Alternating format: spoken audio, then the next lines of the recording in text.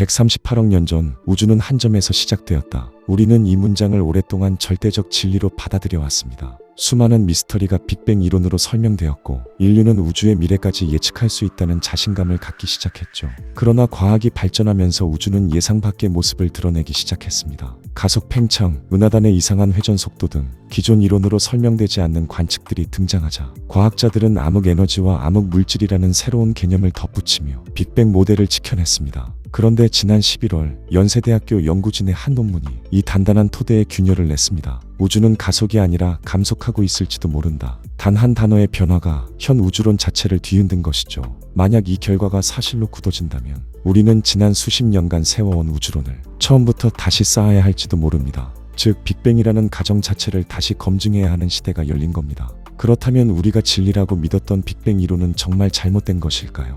오늘 여러분들께 더해드릴 한 줌의 지식, 한국인들이 밝혀낸 빅뱅 이론의 치명적 문제, 지금 바로 시작합니다. 어떤 물체를 관측함에 있어 가장 기본적인 것은 그 물체의 기본 정보를 얻어내는 것입니다. 우리 눈앞에 있는 물체라면 직접 자를 대보고 저울에 올려보면 간단하게 정보를 알아낼 수 있지만 만약 우리가 직접 닿을 수 없는 곳에 있는 물체라면 이야기는 달라지죠. 이럴 때 우리가 의존하는 것은 단 하나, 바로 빛입니다. 빛은 항상 일정한 속력으로 움직이기 때문에 얼마나 밝고 얼마나 어둡게 보이느냐만 확인하면 그 물체가 얼마나 멀리 있는지를 판단할 수 있습니다. 실제로 테니스 경기에서 레이저 판독기로 공의 위치를 측정하듯 우주에서도 우리는 이 단순한 원리를 이용해 손에 잡힐 듯 잡히지 않는 별들의 거리를 측정해왔습니다. 하지만 문제는 우주는 너무나도 넓다는 겁니다. 우리가 직접 빛을 쏴서 반사되는 것을 기다릴 수도 없고 별마다 본래 밝기가 다르기 때문에 비교하는 것 자체가 쉽지 않은 노릇이었죠. 그래서 인류는 마침내 모든 우주를 동일한 기준으로 잴 수 있는 특별한 도구를 찾아냅니다. 그것이 바로 타이번 A 초신성, 일명 우주의 표준 촛불이었죠.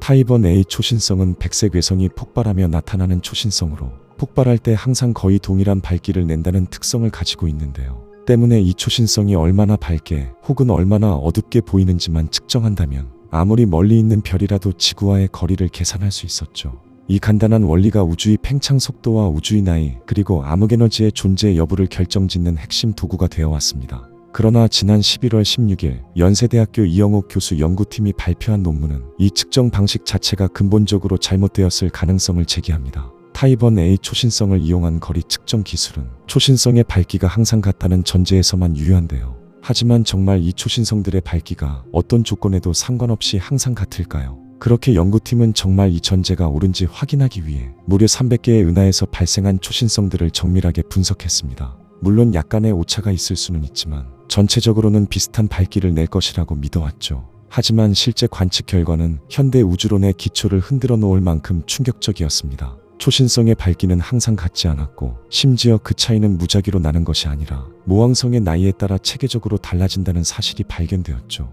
젊은 항성 집단에서 폭발한 초신성은 상대적으로 어두운 빛을 냈고 오래된 항성 집단에서는 상대적으로 밝은 빛을 냈습니다. 즉 우리는 서로 다른 종류의 촛불들을 모두 같은 종류라고 착각하고 있던 것이었죠. 하지만 이 사실은 단순히 거리 측정의 오류 수준으로 넘길 문제가 아니었습니다. 지금까지 우리가 초신성으로 계산해온 거리 중 일부는 전혀 다른 값을 가리키고 있었을 가능성이 있었고 아득히 멀다고 생각했던 별들 중 상당수는 사실 훨씬 더 가까이 있었을지도 모릅니다. 다시 말해 우리가 수십 년 동안 쌓아온 우주의 거리치도, 밝기치도, 팽창 속도 데이터들이 처음부터 잘못된 가정 위에 세워져 있었을 수도 있다는 것이었습니다. 물론 이 연구 결과 자체가 틀렸을 가능성도 완전히 배제할 수는 없습니다. 하지만 이영옥 교수팀은 300개의 은하를 대상으로 이 편향을 검증했고 그 신뢰도는 무려 99.999999%로 오류 가능성이 사실상 0에 수렴하는 수준이었죠. 이 때문에 과학계는 충격을 받을 수밖에 없었습니다. 이는 단순한 측정 실수가 아니라 우주를 해석하는 방식 전체가 뒤집힐 수도 있다는 신호였기 때문이었습니다. 1990년대 후반 천문학자들은 먼 우주의 초신성들이 예상보다 훨씬 어둡게 보인다는 사실을 발견했습니다. 이것은 초신성이 예상치보다 더 멀리 위치하고 있다는 것이었고 이는 곧 별들이 조금씩 뒤로 물러나고 있다는 의미였습니다. 다시 말해 우리가 알고 있는 우주가 점점 더 빠르게 팽창하고 있다는 결론이 여기서 내려지게 된 것이었죠. 하지만 중력만으로는 우주가 스스로 가속할 이유가 없었습니다. 오히려 시간이 지날수록 팽창은 느려져야 하는 것이 자연스러운 현상이었죠. 그래서 과학자들은 눈에 보이지도 않고 정체도 알 수 없지만 우주를 바깥으로 밀어내는 제3의 힘을 제시합니다. 그것이 바로 오늘날까지 정체가 밝혀지지 않은 암흑에너지였죠. 그러나 연세대 연구팀의 결과는 이 결론이 단단한 증거에서 나온 것이 아니라 초신성의 발기를 잘못 해석한 데서 비롯된 착각일 수도 있다고 이야기합니다. 초신성이 예상보다 어두웠던 이유가 우주 끝자락에 있기 때문이 아니라 그 초신성이 속한 항성 집단이 젊어서 원래 밝기가 낮았을 뿐이라면 우리는 거리를 잘못 계산한 것이고 팽창 속도도 잘못 보았으며 우주는 가속 중이라는 결론 또한 완전히 무너져 내리는 것이었습니다. 결국 우리가 우주의 70%라고 믿어온 암흑에너지는 존재조차 확실하지 않은 개념이었을 가능성이 커지게 되었죠. 그리고 연세대 연구팀은 편향을 제거한 초신성 데이터를 다시 분석한 결과 우주는 가속이 아니라 감속 팽창하고 있다는 결론에 도달하게 됩니다. 이 말은 단순히 속도가 변화했다는 데에서 끝나는 것이 아니었습니다. 암흑에너지는 우주를 가속시키는 힘으로 가정된 존재로 만약 우주가 감속 중이라면 암흑에너지는 생각보다 약하거나 시간이 지날수록 줄어들고 있다는 의미였죠. 그에 따라 만약 암흑에너지가 일정하지 않다면 우주를 설명해온 빅뱅 표준 모형은 그 전제부터 붕괴하는 것이었습니다. 현재 우주의 기원과 형성 과정을 잘 설명하고 있다고 이야기되는 빅뱅 표준 모형은 암흑 에너지가 항상 일정한 세기를 가진다는 가정 위에서만 작동하기 때문에 만약 연구팀의 결과가 사실로 밝혀져 이 가정이 무너지게 된다면 우주의 나이, 팽창의 역사, 미래의 운명까지 우리가 계산해온 거의 모든 값이 다시 쓰여야 한다는 것이었습니다. 다시 말해 우리가 지금까지 우주에 대해 알고 있다 믿어온 이야기들은 잘못된 오해로 인해 탄생한 하나의 소설에 불과했던 셈이었죠. 이 상황의 아이러니는 이뿐만이 아닙니다. 우주가 팽창한다는 사실이 알려지기 전 아인슈타인은 우주가 한 점으로 붕괴하지 않도록 자신의 방정식에 우주상수를 억지로 집어넣었습니다. 그러나 허블이 우주의 팽창을 발견하자 아인슈타인은 이 값을 철회하며 내 생애 최고의 실수라고 말했었죠. 그런데 수십 년 후 초신성 관측을 통해 우주가 가속 팽창한다는 결론이 나오자 과학자들은 다시 이 우주상수를 불러와 암흑에너지라는 이름을 붙였습니다. 하지만 지금 연세대 연구 결과는 이 우주상수가 다시 한번 흔들리고 있는 걸 보여주는데요. 아인슈타인이 철회했다가 현대 우주론이 부활시킨 그 우주상수가 이번에는 또 틀렸을 수도 있는 것입니다. 이는 단순히 값을 조금 고치는 문제가 아니라 우주론의 기초를 다시 써야 하는 100년 만의 거대한 패러다임 전환이 될 가능성이 있는 것이죠. 현재 연세대 연구팀은 앞으로 칠레 안데스 산맥의 베라 루빈 천문대와 협력해 2만 개 이상의 초신성을 관측할 예정이며 더 정밀한 데이터가 곧 공개될 것이라 전망하고 있습니다. 아직 이 연구가 과학계의 정식 합의를 얻기까지는 시간이 필요하겠지만 만약 이것이 사실로 인정된다면 이 발견은 과학계가 새로운 우주론을 마련해야 함을 의미하죠. 그리고 실제로 몇몇 과학자들은 이러한 상황을 예견하기라도 했다는 듯 이미 빅뱅 이론을 대체할 새로운 우주 모델을 제시하기도 했는데 그 모델은 바로 다음 시간이 소개할 변동상수 우주론이었습니다.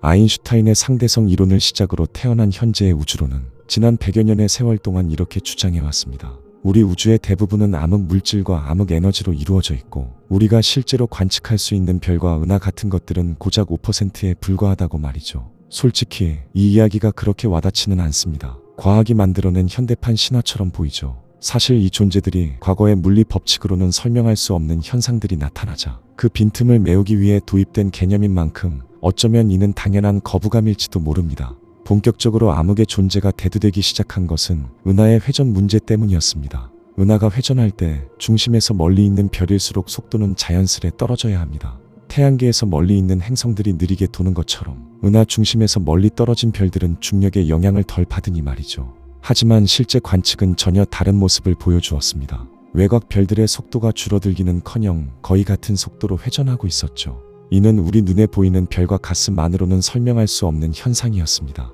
이 정도 질량이 만들어내는 중력으로는 은하가 이미 진작에 찢겨나갔어야 하니 말이죠. 그래서 과학자들은 이렇게 결론을 내리게 됩니다. 우리 눈에 보이지는 않지만 은하 전체를 감싸고 있는 거대한 질량 덩어리가 하나 있다. 그렇게 암흑물질이라는 개념이 이 세상에 태어나게 되죠.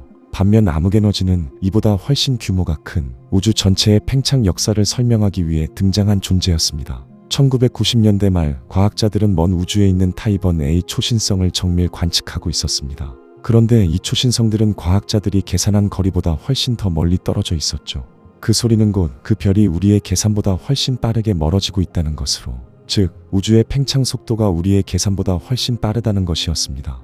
하지만 이때까지의 상식에 의하면 우주에 존재하는 수많은 별들이 만들어낸 중력에 의해 우주의 팽창 속도는 언젠가 감속을 시작해 오랜 시간이 흐르면 오히려 수축을 시작해야 했죠. 결국 과학자들은 이 우주 전체를 바깥으로 밀어내는 보이지 않는 어떤 에너지가 존재한다는 결론을 내리게 됩니다. 그 존재에게 붙여진 이름이 바로 암흑에너지였죠. 이렇게 암흑물질과 암흑에너지를 도입함으로써 현대 우주로는 간신히 여러 모순을 설명할 수 있었습니다. 적어도 지난 30년 동안은 말이죠.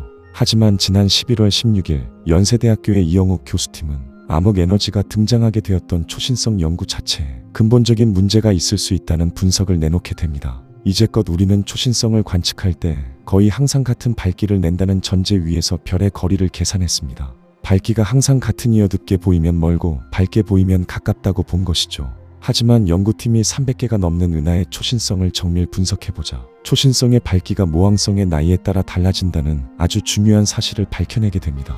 다시 말해 실제 밝기가 이렇게 다르다면 우리는 여지껏 별과의 거리를 잘못 계산해온 것이고 거리가 잘못 계산되었다면 우주의 팽창 속도 역시 잘못 계산했던 것이죠. 결정적으로 이 우주를 가속 팽창시키기 위해 등장했던 암흑에너지가 굳이 필요해지지 않은 상황에 도달하고야 만 것이었습니다. 물론 이 연구가 암흑에너지의 존재를 부정하는 것은 아니었는데요. 하지만 분명한 사실은 현대 우주론의 핵심 전제가 흔들리기 시작했다는 것이었죠. 그에 따라 우리는 지금까지 우주를 설명하고 있던 람다 CDM 모형을 대체할 새로운 우주 모델을 고려해야 하는 시점에 도달했다는 뜻이었습니다. 지금까지 우리는 람다 CDM이라 불리는 표준 모형으로 우주를 설명해왔습니다. 여기서 람다는 암흑에너지를, CDM은 차가운 암흑물질을 의미하고 있죠. 그만큼 이 두 존재가 이 우주를 설명하는 데 결정적인 존재들이라는 뜻이었습니다. 실제로 이 모델은 지난 수십 년간 우리의 관측 결과들을 정확하게 계산해내며 우주의 비밀을 풀어낼 핵심 모형으로 불려오고 있었죠.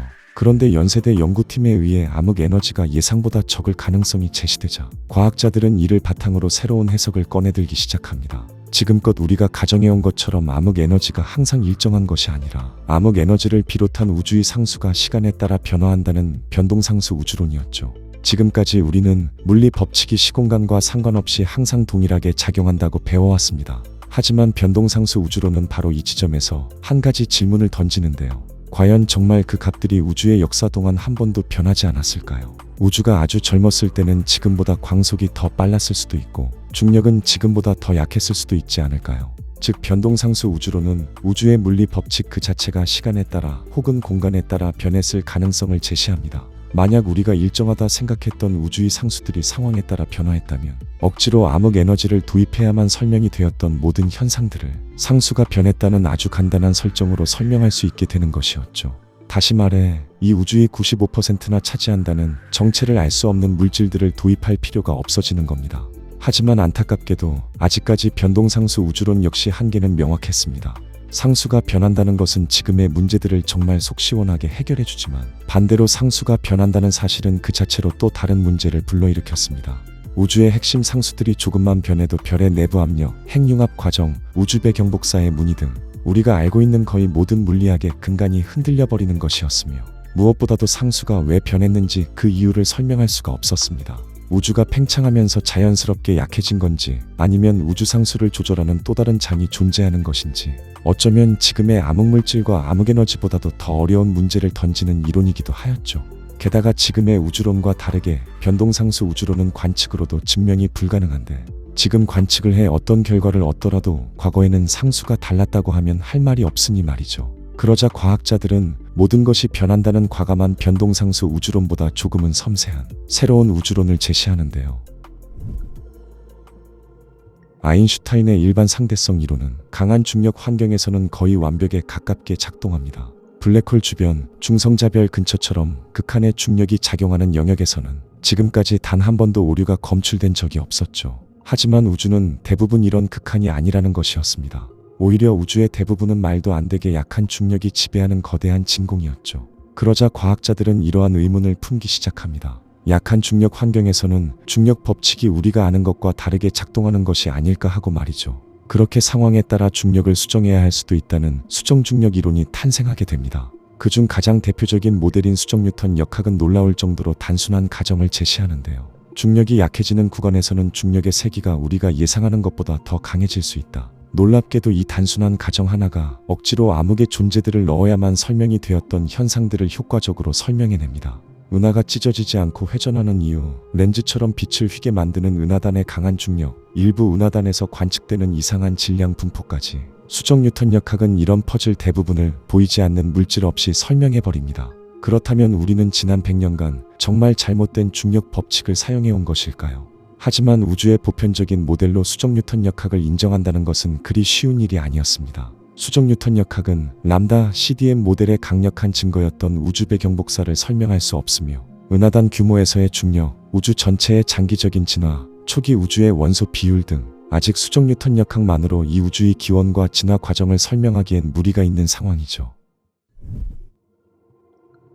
20세기 초 아인슈타인이 발표한 상대성 이론을 시작으로 우주가 팽창한다는 사실을 하나 둘 알아내기 시작한 과학자들, 그리고 이어진 관측 끝에 이 우주가 단지 커지고 있을 뿐만 아니라 시간이 지날수록 더 빠르게 가속 팽창하고 있다는 사실까지 드러나며 그 순간부터 과학자들의 관심은 자연스럽게 우주의 미래로 옮겨가기 시작했죠. 처음에 과학자들이 떠올린 우주의 미래는 의외로 단순했습니다. 우주는 예나 지금이나 크게 변하지 않을 것이라는 생각부터 우주가 넓어지는 만큼 어딘가에서 새로운 물질이 생겨 그 빈 공간을 채워줄 것이라는 추측까지, 당장 우리에게 보이는 우주의 변화가 크지 않으니 앞으로도 그럴 것이라 쉽게 생각했죠. 하지만 관측이 정밀해지고 우주의 계산이 정확해질수록 우주가 스스로 보여주는 미래는 점점 더 차갑고 기묘한 방향을 향하기 시작합니다. 빅뱅 이후 138억 년이 흐른 현재, 지금 우리 주변에 있는 물체들은 물론 이 우주에 존재하는 모든 것들은 모두 빅뱅에서 시작되었는데요. 이는 다시 말해 우주에 존재하는 총 에너지의 양이 이미 그때 정해졌다는 것이었죠.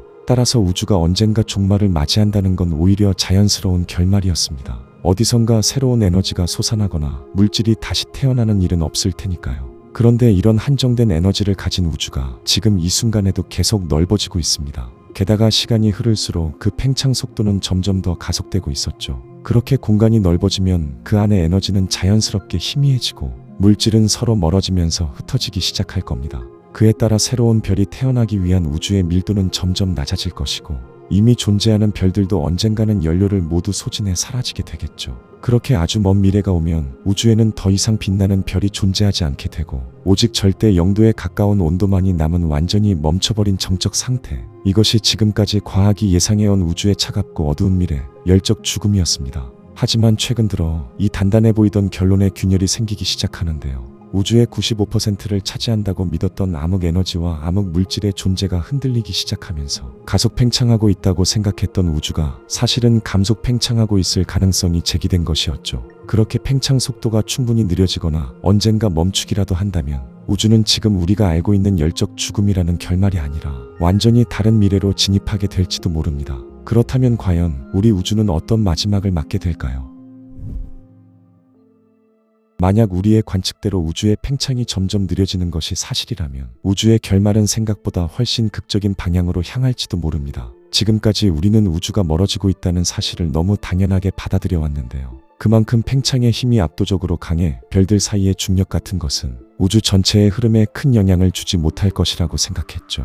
하지만 팽창 속도가 점점 느려지고 어느 순간 팽창을 유지하던 힘이 완전히 사라진다면 그때 이 우주에 남은 힘은 단 하나, 중력뿐일 겁니다. 그 순간부터 우주는 지금까지 단 한 번도 경험해보지 못한 방향으로 들어서게 되죠. 수십억 년 동안 넓어지기만 하던 공간은 아주 천천히 그러나 확실하게 수축 단계에 접어들고 멀어지기만 하던 은하들은 서서히 서로에게 끌려 들어가기 시작할 겁니다. 처음에는 수축의 시작이 그다지 커다란 변화를 보여주지는 않겠지만 거리가 가까워질수록 중력이 급격히 강해지며 우주 곳곳에서 은하단의 충돌과 별의 충돌이 잦아지기 시작합니다. 그렇게 많은 질량이 작은 공간에 모일수록 중력은 폭발적으로 강해지게 되고 그에 따라 수축하는 속도 역시 점점 더 가속화되겠죠. 그리고 마지막에는 시공간의 지금의 방식으로는 존재할 수 없는 극한의 밀도, 즉 모든 구조가 한 점으로 압축되는 순간에 도달하고 말 겁니다. 이 결말이 바로 빅크런치, 우주가 스스로 무너지는 마지막이었죠. 사실 빅크런치 이론은 얼마 전까지만 해도 과학계에서 폐기된 이론에 가까웠습니다. 우주가 점점 빠르게 팽창하는데 우주가 수축해 멸망한다는 이론은 잘못된 결론이었죠. 그러나 최근 들어 열적 죽음을 지탱하던 근거들이 하나 둘 흔들리기 시작하며 빅크런치의 가능성이 다시 과학의 중심으로 돌아오고 있는데요. 물론 아직까지 암흑 에너지가 줄어들었다는 것이 확정된 사실이 아니기 때문에 우리 우주의 미래가 빅크런치로 끝난다고 단정 지을 수는 없는 상황인데요. 게다가 이 우주가 다시 한 점으로 수축한다는 것은 너무 공격적인 주장이기도 하였죠. 그러자 몇몇 과학자들은 우주가 수축한다는 것은 받아들이되 그 수축이 무조건 한 점으로 모일 필요는 없다는 점을 들어 우주의 미래에 대한 새로운 의견을 제시하는데요. 정말 우주가 감속 팽창으로 접어들었다면 빅크런치만큼 직관적인 결말은 없어 보입니다. 하지만 정말 우주가 중력에 의해 수축한다고 해도 그 수축이 정말 모든 것을 한 점까지 압축할 수 있을까요? 거리가 줄어들수록 질량이 많아질수록 중력이 강해지는 것은 사실이지만 우주 전체가 하나의 점으로 수렴하기 위해서는 중력만으로는 부족했습니다. 우주의 밀도, 온도, 곡률까지 지나치게 정교한 조건들이 동시에 맞아떨어져야만 했죠. 그러자 과학자들은 빅크런치 이론을 조금 손보기 시작합니다. 감속 팽창에 의해 우주가 수축을 시작하더라도 그 수축이 끝까지 가지 않고 어느 순간 멈춘다는 빅브레이크 이론이었죠. 빅브레이크 이론에 따르면 우주의 수축 과정 중 암흑에너지의 상태가 일정하게 유지되지 않고 어떤 특정한 시점에서 성질이 변해 중력과 미세한 균형을 이룰 것이라고 이야기합니다. 그 결과 우주는 더 압축되지도 다시 팽창하지도 못한 채 특정 상태에서 정지한 우주가 된다는 것이었죠. 은하들의 흐름은 느려지고 팽창도 수축도 일어나지 않는 정적인 우주,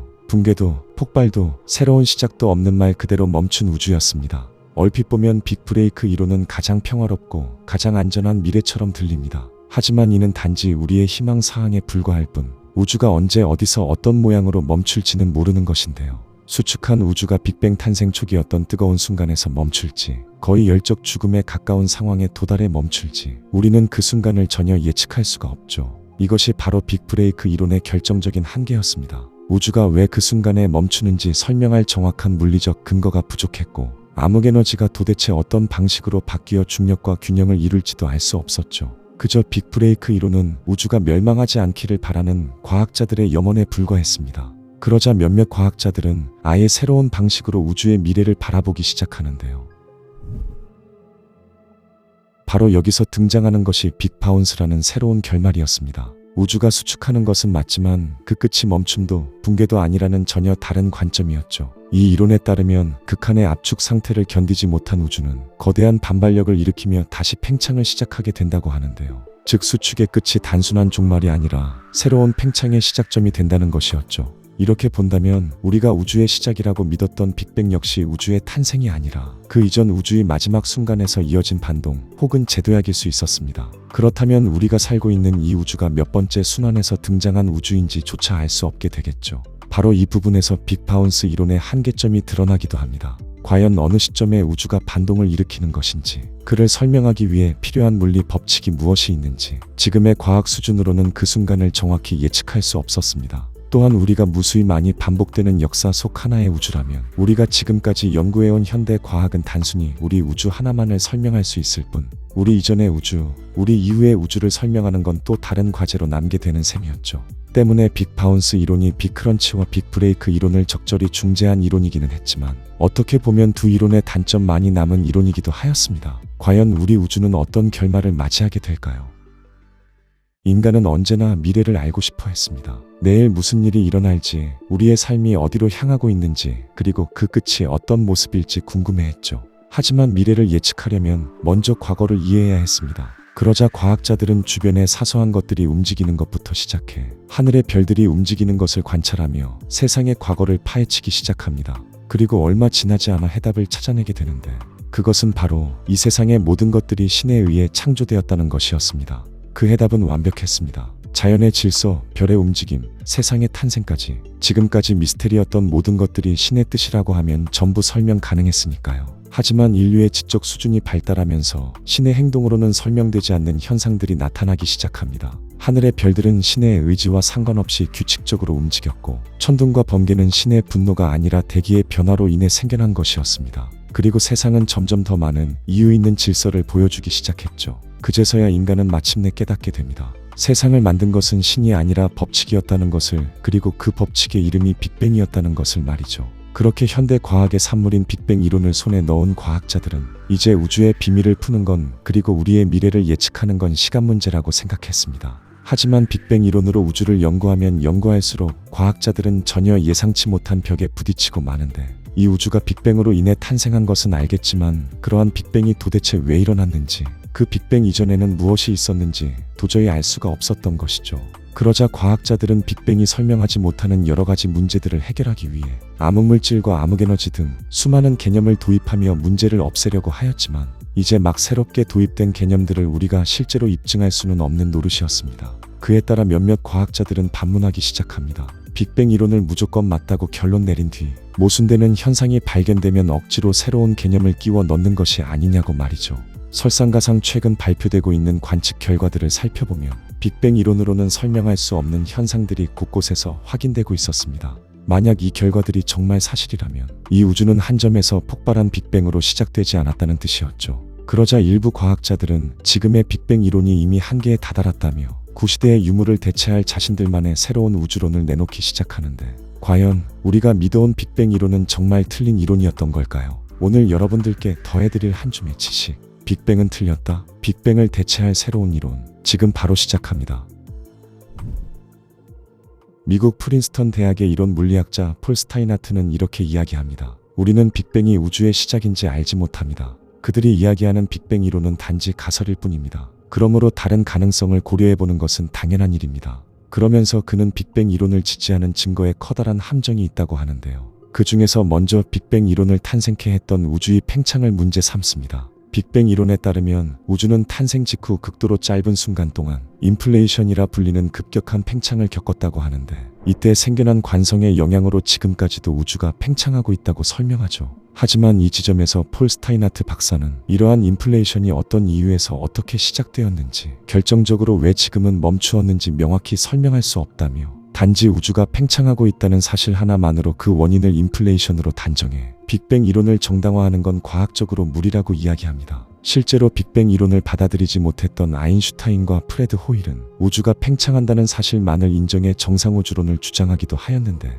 곧 빅뱅 이론의 강력한 증거인 우주 배경 복사가 발견되며 밀려나고 말았죠. 하지만 폴 스타인하트 박사는 우주 배경 복사가 빅뱅의 훌륭한 증거가 아니라 빅뱅 이론을 약화시키는 증거라고 이야기합니다. 우주 배경 복사의 패턴은 다른 메커니즘으로도 충분히 설명이 가능하며, 만약 균일하지 않은 패턴이 나왔더라도 초기값을 조금만 건드리면 설명이 가능하기에 사실상 우주 배경 복사는 빅뱅 이론의 과학적인 증거가 아니라 빅뱅 당시 있었던 그 팽창을 설명하기 위해 끼워 맞춘 것에 불과하다고 이야기하였죠. 그가 주장하는 빅뱅 이론의 오류는 여기서 끝나지 않았습니다. 아인슈타인이 발표한 특수 상대성 이론에 의하면 분명 이 세상에는 빛보다 빠른 것은 존재할 수 없는데요. 그리고 빅뱅 이론을 주장하는 학자들에 의하면 이 우주의 나이는 약 138억 살이라고 이야기하죠. 그렇다면 이 우주의 크기는 우주에서 가장 빠른 존재인 빛이 빅뱅 이후부터 지금까지 움직인 거리만큼, 즉 138억 광년의 반지름을 가진 구 형태여야 한다는 겁니다. 하지만 정작 그들이 주장하는 우주의 크기는 상상을 초월할 정도로 거대하며 우리가 관측 가능한 우주 크기만 무려 930억 광년의 구라고 하죠. 여기서 폴 스타인하트 박사는 어떻게 이 우주에서 가장 빠르다는 빛의 속도보다 더욱 빠르게 세상이 구성될 수 있냐는 것이었습니다. 이러한 이유로 폴 스타인 박사는 우리가 지금까지 정설이라고 믿어왔던 빅뱅 이론이 사실은 하나도 맞지 않는 잘못된 이론이라고 주장합니다. 현대 과학자들은 우주를 설명하기 위해 노력하는 것이 아니라 이미 빅뱅 이론이 정답이라고 마음대로 결론 지어놓고 우주 관측 결과들을 억지로 끼워 맞춘다고 이야기합니다. 빅뱅이 있었는데 말이 안 되니까 인플레이션 이론을 집어넣고, 은하의 비정상적인 회전 속도를 설명할 수 없으니 암흑 물질을 도입하고, 우주 팽창이 가속화되는 걸 설명할 수 없으니 암흑에너지를 만들었다고 이야기하죠.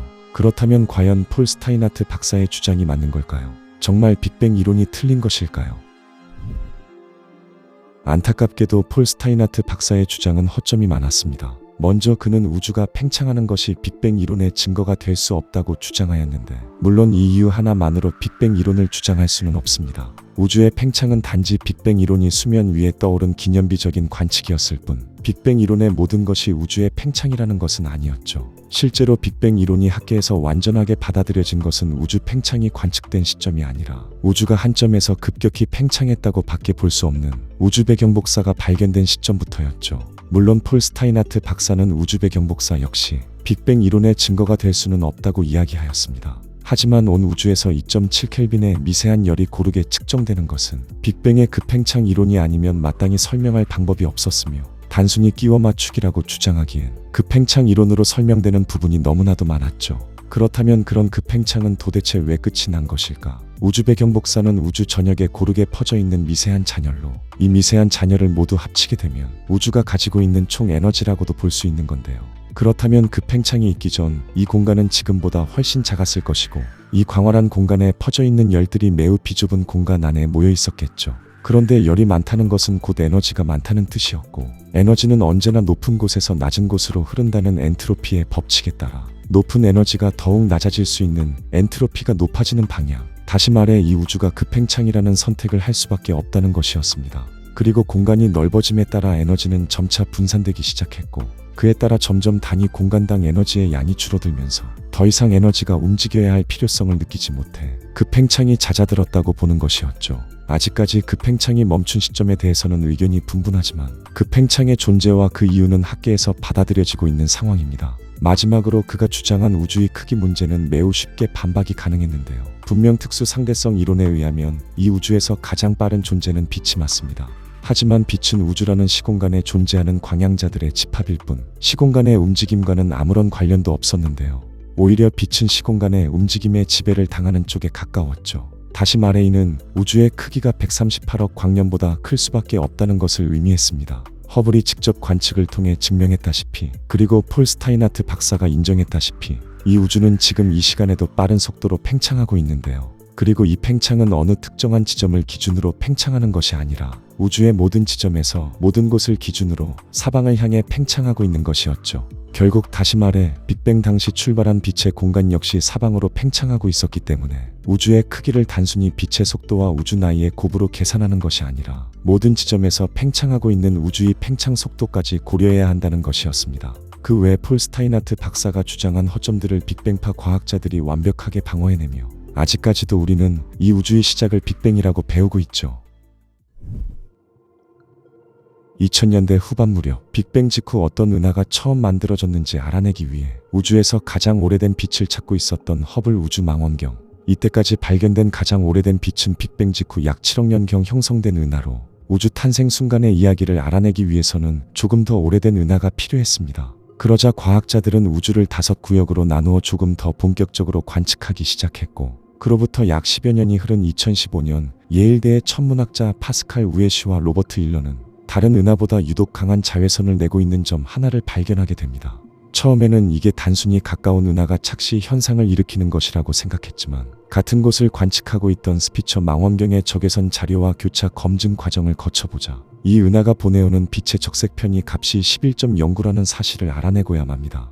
적색편이 값이 11.09라는 것은 이 은하가 우리에게 도달하는 동안 우주가 12배 팽창했다는 것으로, 다시 말해 이 은하의 나이가 약 134억 살, 그러니까 빅뱅 이후 약 4억 년 시점에 형성된 은하라는 것이었죠. 이는 지금까지의 기록을 아득히 뛰어넘는 위대한 성과였지만 그냥 가만히 앉아 마냥 기뻐할 수는 없는 불편한 사실이었는데요. 그래서인지 GN-Z11이라는 이름이 붙은 이 은하는 곧바로 국제적인 학술지인 네이처의 논문으로 실려 화제가 되었죠. 사실 이 정도로 어린 은하를 발견한 것이 학술적으로 굉장히 큰 성과이긴 하지만 이토록 과학자들이 당황하고 이토록 주목받을 일인가 라고 생각하실 수도 있는데요. 하지만 이 은하가 이렇게 주목을 받은 것은 그의 말도 안 되는 규모에 있었습니다. 당연하겠지만 동물이든 식물이든 아기 때에는 몸집이 작은 것이 당연합니다. 아무리 커다란 코끼리와 공룡이라도 어릴 때에는 크기가 매우 작았죠. 이러한 법칙은 우주에도 똑같이 적용됩니다. 우주 탄생 초기 분명 수많은 먼지들과 에너지들이 사방에 흩뿌려져 있었을 테지만 이들이 뭉쳐 커다란 천체를 이루기까지에는 수억 년에 달하는 긴 시간이 필요했습니다.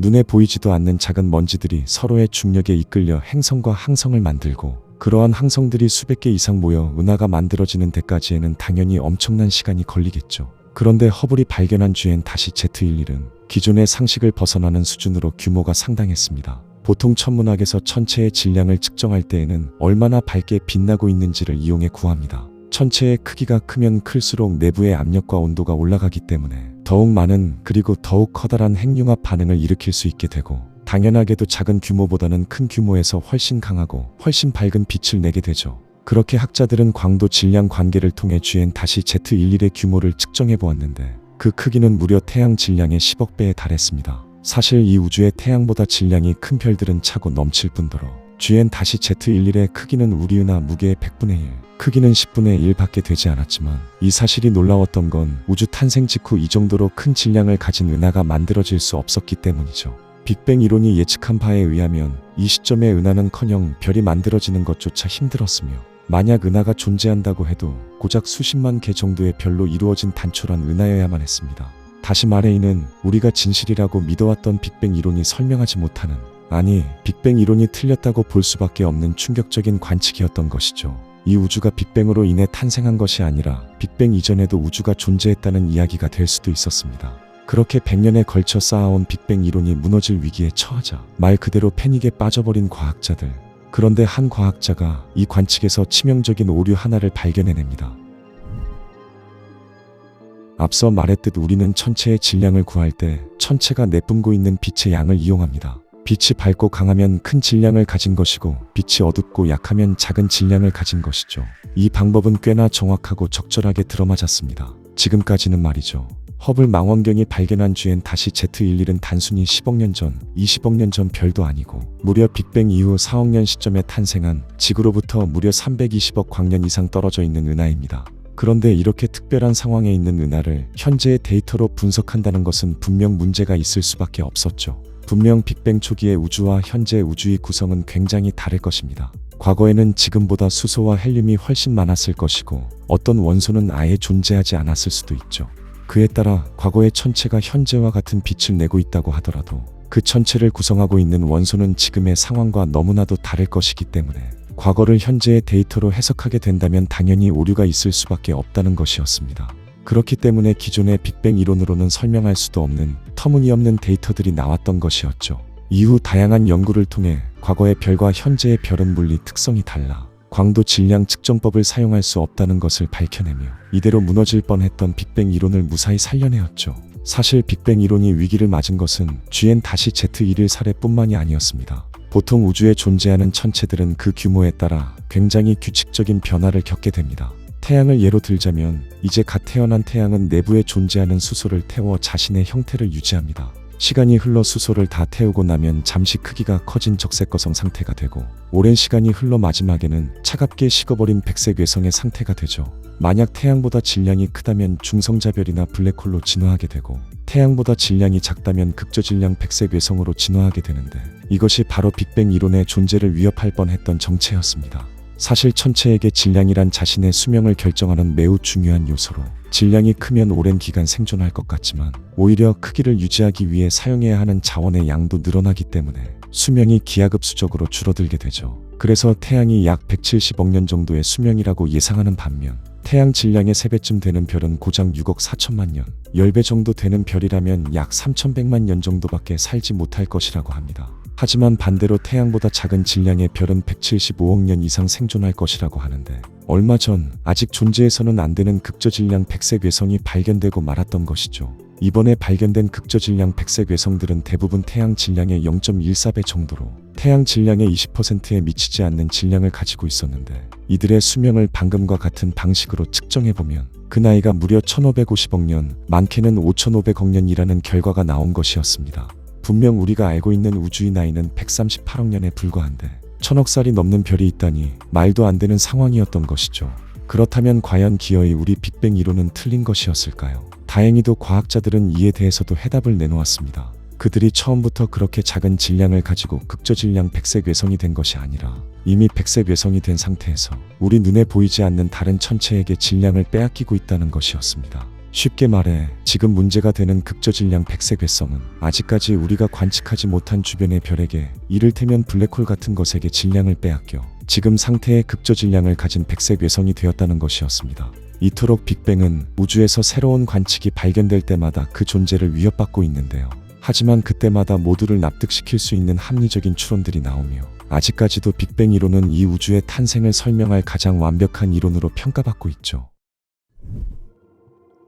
생각해보면 지구라는 존재는 너무나도 특이하고 이상합니다. 이 넓은 우주 속에서 스스로 생명을 만들고 길러낸 행성은 단 하나, 지구뿐이었으니까요. 분명 모든 것은 하나의 시작점, 빅뱅이라는 동일한 조건에서 출발했습니다. 그런데 왜 수십억 개의 별과 행성들 중 유독 이 작은 지구에서만 생명과 지성체가 태어난 것일까요?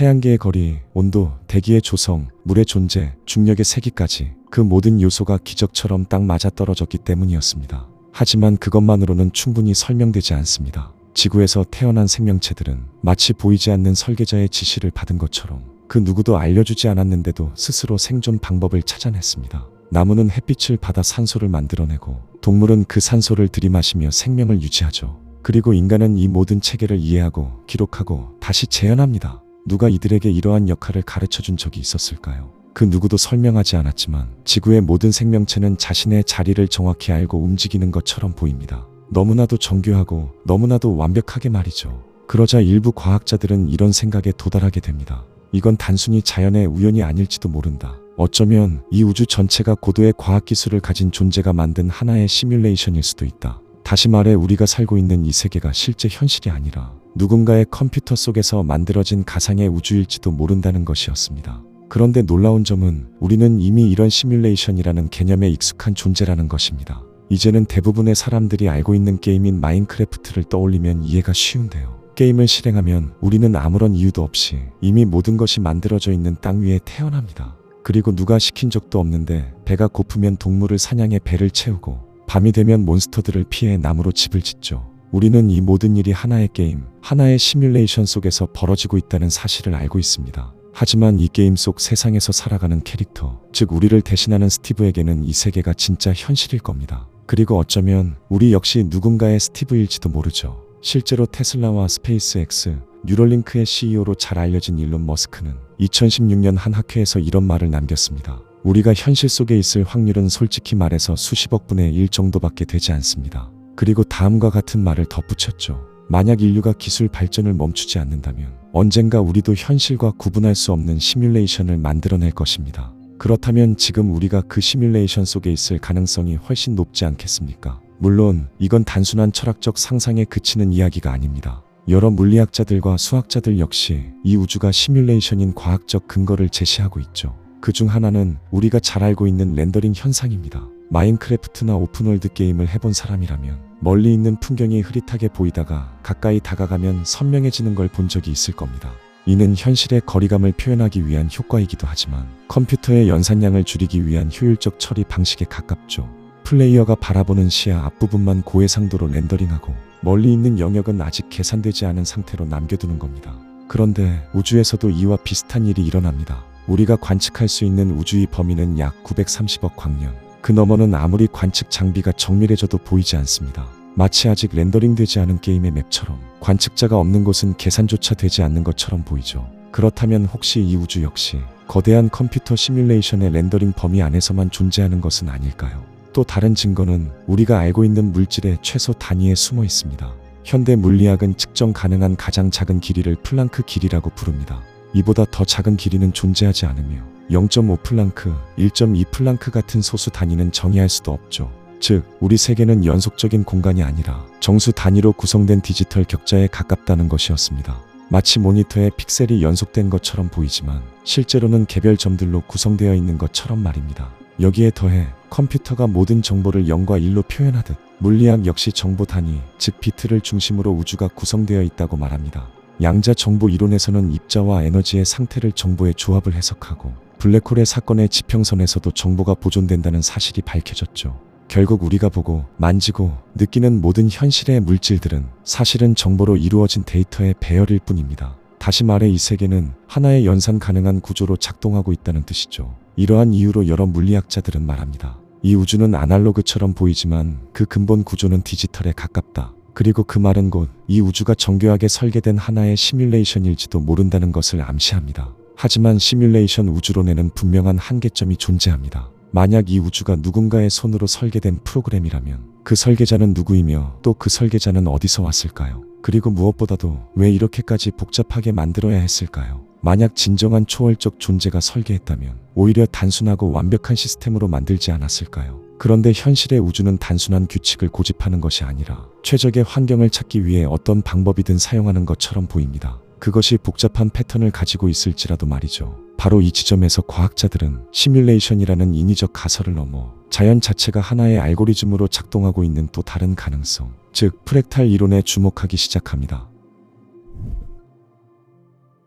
세상의 본질을 탐구하던 아인슈타인은 경이로울 정도로 정교한 자연은 단순한 규칙에 의해 지배될 것이라 믿었습니다. 하지만 자연은 아인슈타인의 생각만큼 단순하지는 않았죠. 자연은 일정한 법칙에 따라 움직이는 듯 하면서도 예측할 수 없고 때로는 혼란스럽게 흘러갑니다. 아무리 복잡하고 불안정한 길일지라도 그것이 최적의 환경이라면 그 길을 선택하죠.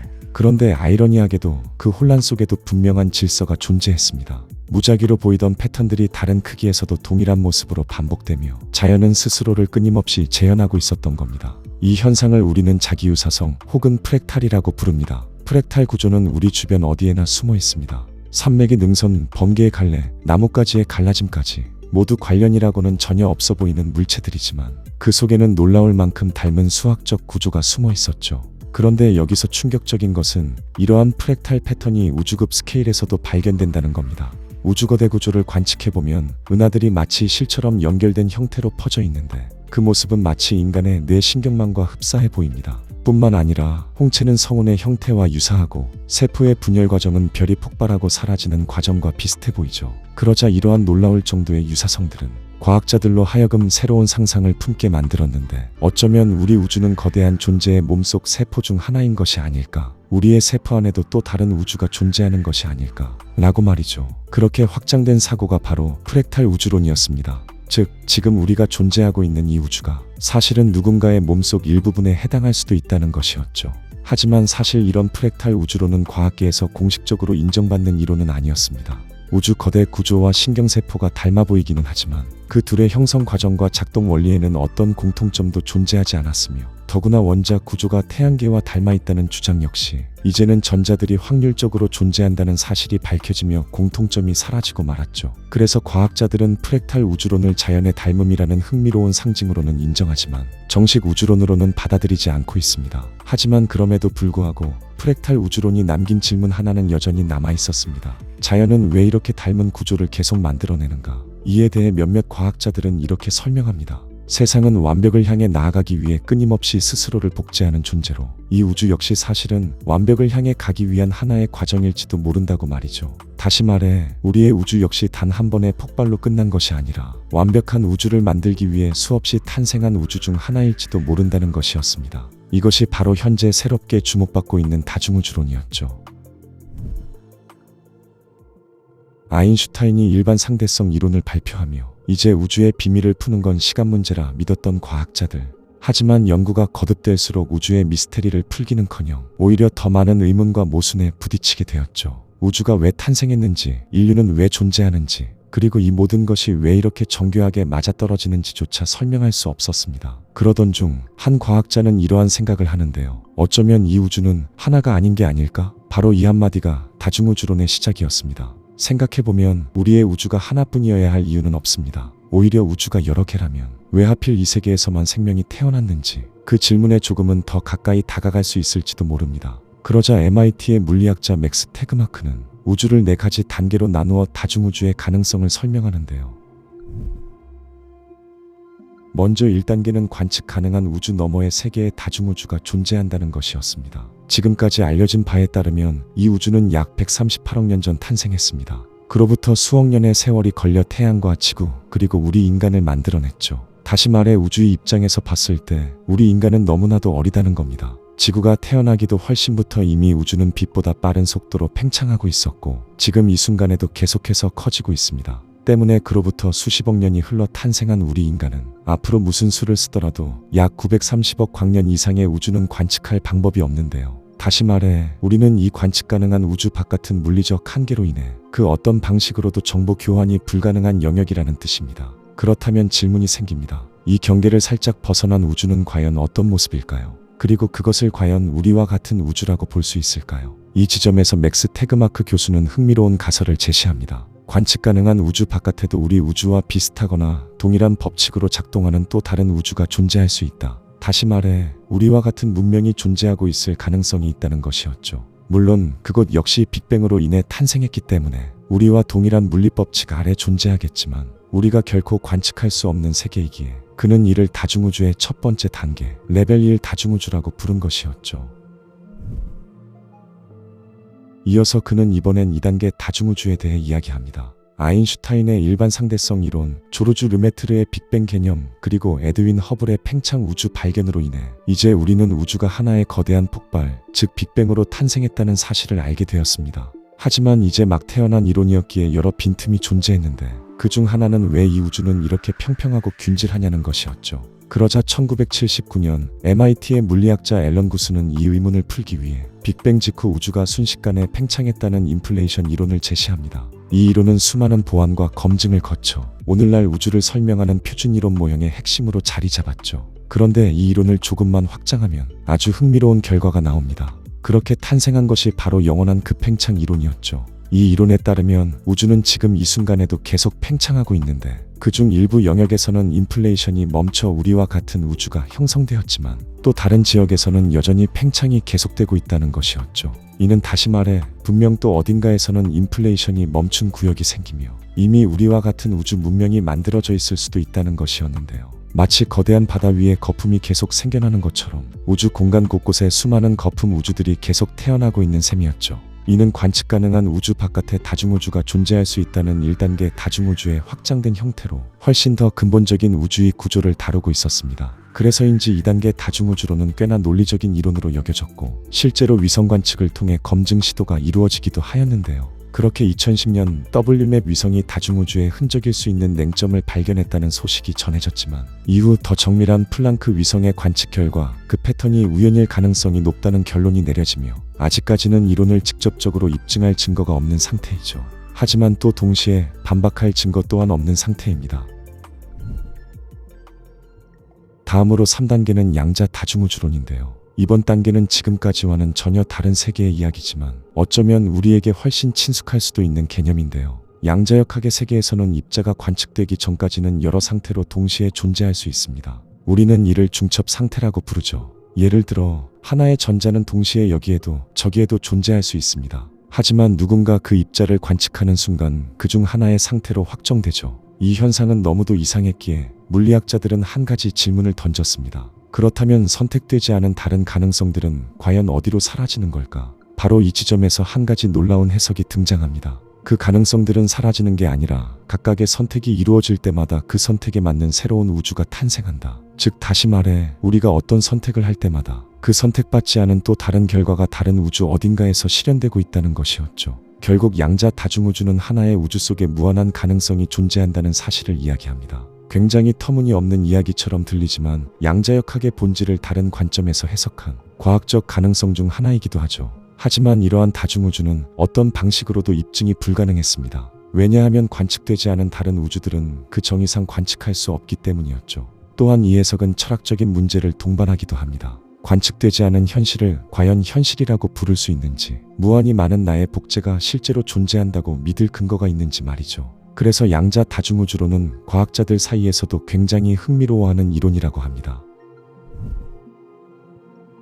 다음으로 그는 마지막 단계이자 가장 철학적인 다중우주, 수학적 다중우주 가설을 제시합니다. 현대의 물리학에 의하면 이 우주는 약 30개의 기본 입자와 19가지의 물리적 매개 변수로 이루어져 있다고 알려져 있습니다. 만약 여기서 단 하나만이라도 다른 값을 가졌다면 지금의 우주는 만들어지지 못했을 것이라 하죠. 그렇다면 여기서 풀리지 않는 의문이 하나 나옵니다. 왜 하필 이러한 이상한 값들이어야 하는 걸까요? 그러자 태그마크 교수는 놀라운 가설을 제시합니다. 이 세상에는 우리가 관측할 수 없는 다른 수학적 법칙과 상수를 가진 우주들이 무한히 존재할 수 있다고 말이죠. 다시 말해 어딘가에는 전혀 다른 입자 구조로 이루어진 우주가, 또 어딘가에는 중력이나 시간의 개념조차 다른 우주가 존재할지도 모른다는 것이었죠. 즉 수학적으로 가능한 모든 형태의 세계가 실제로 존재하며 그 각각이 또 하나의 완전한 우주라는 것이었습니다. 물론 이 4단계 다중우주론은 지금까지 설명한 다른 다중우주론보다 증명하기 힘든 가설에 불과했습니다. 하지만 이는 한 가지 놀라운 통찰을 남깁니다. 우주는 단 한 번의 폭발로 만들어진 공간이 아니라 모든 가능성이 동시에 존재할 수 있는 거대한 수학적 패턴이라는 것이죠.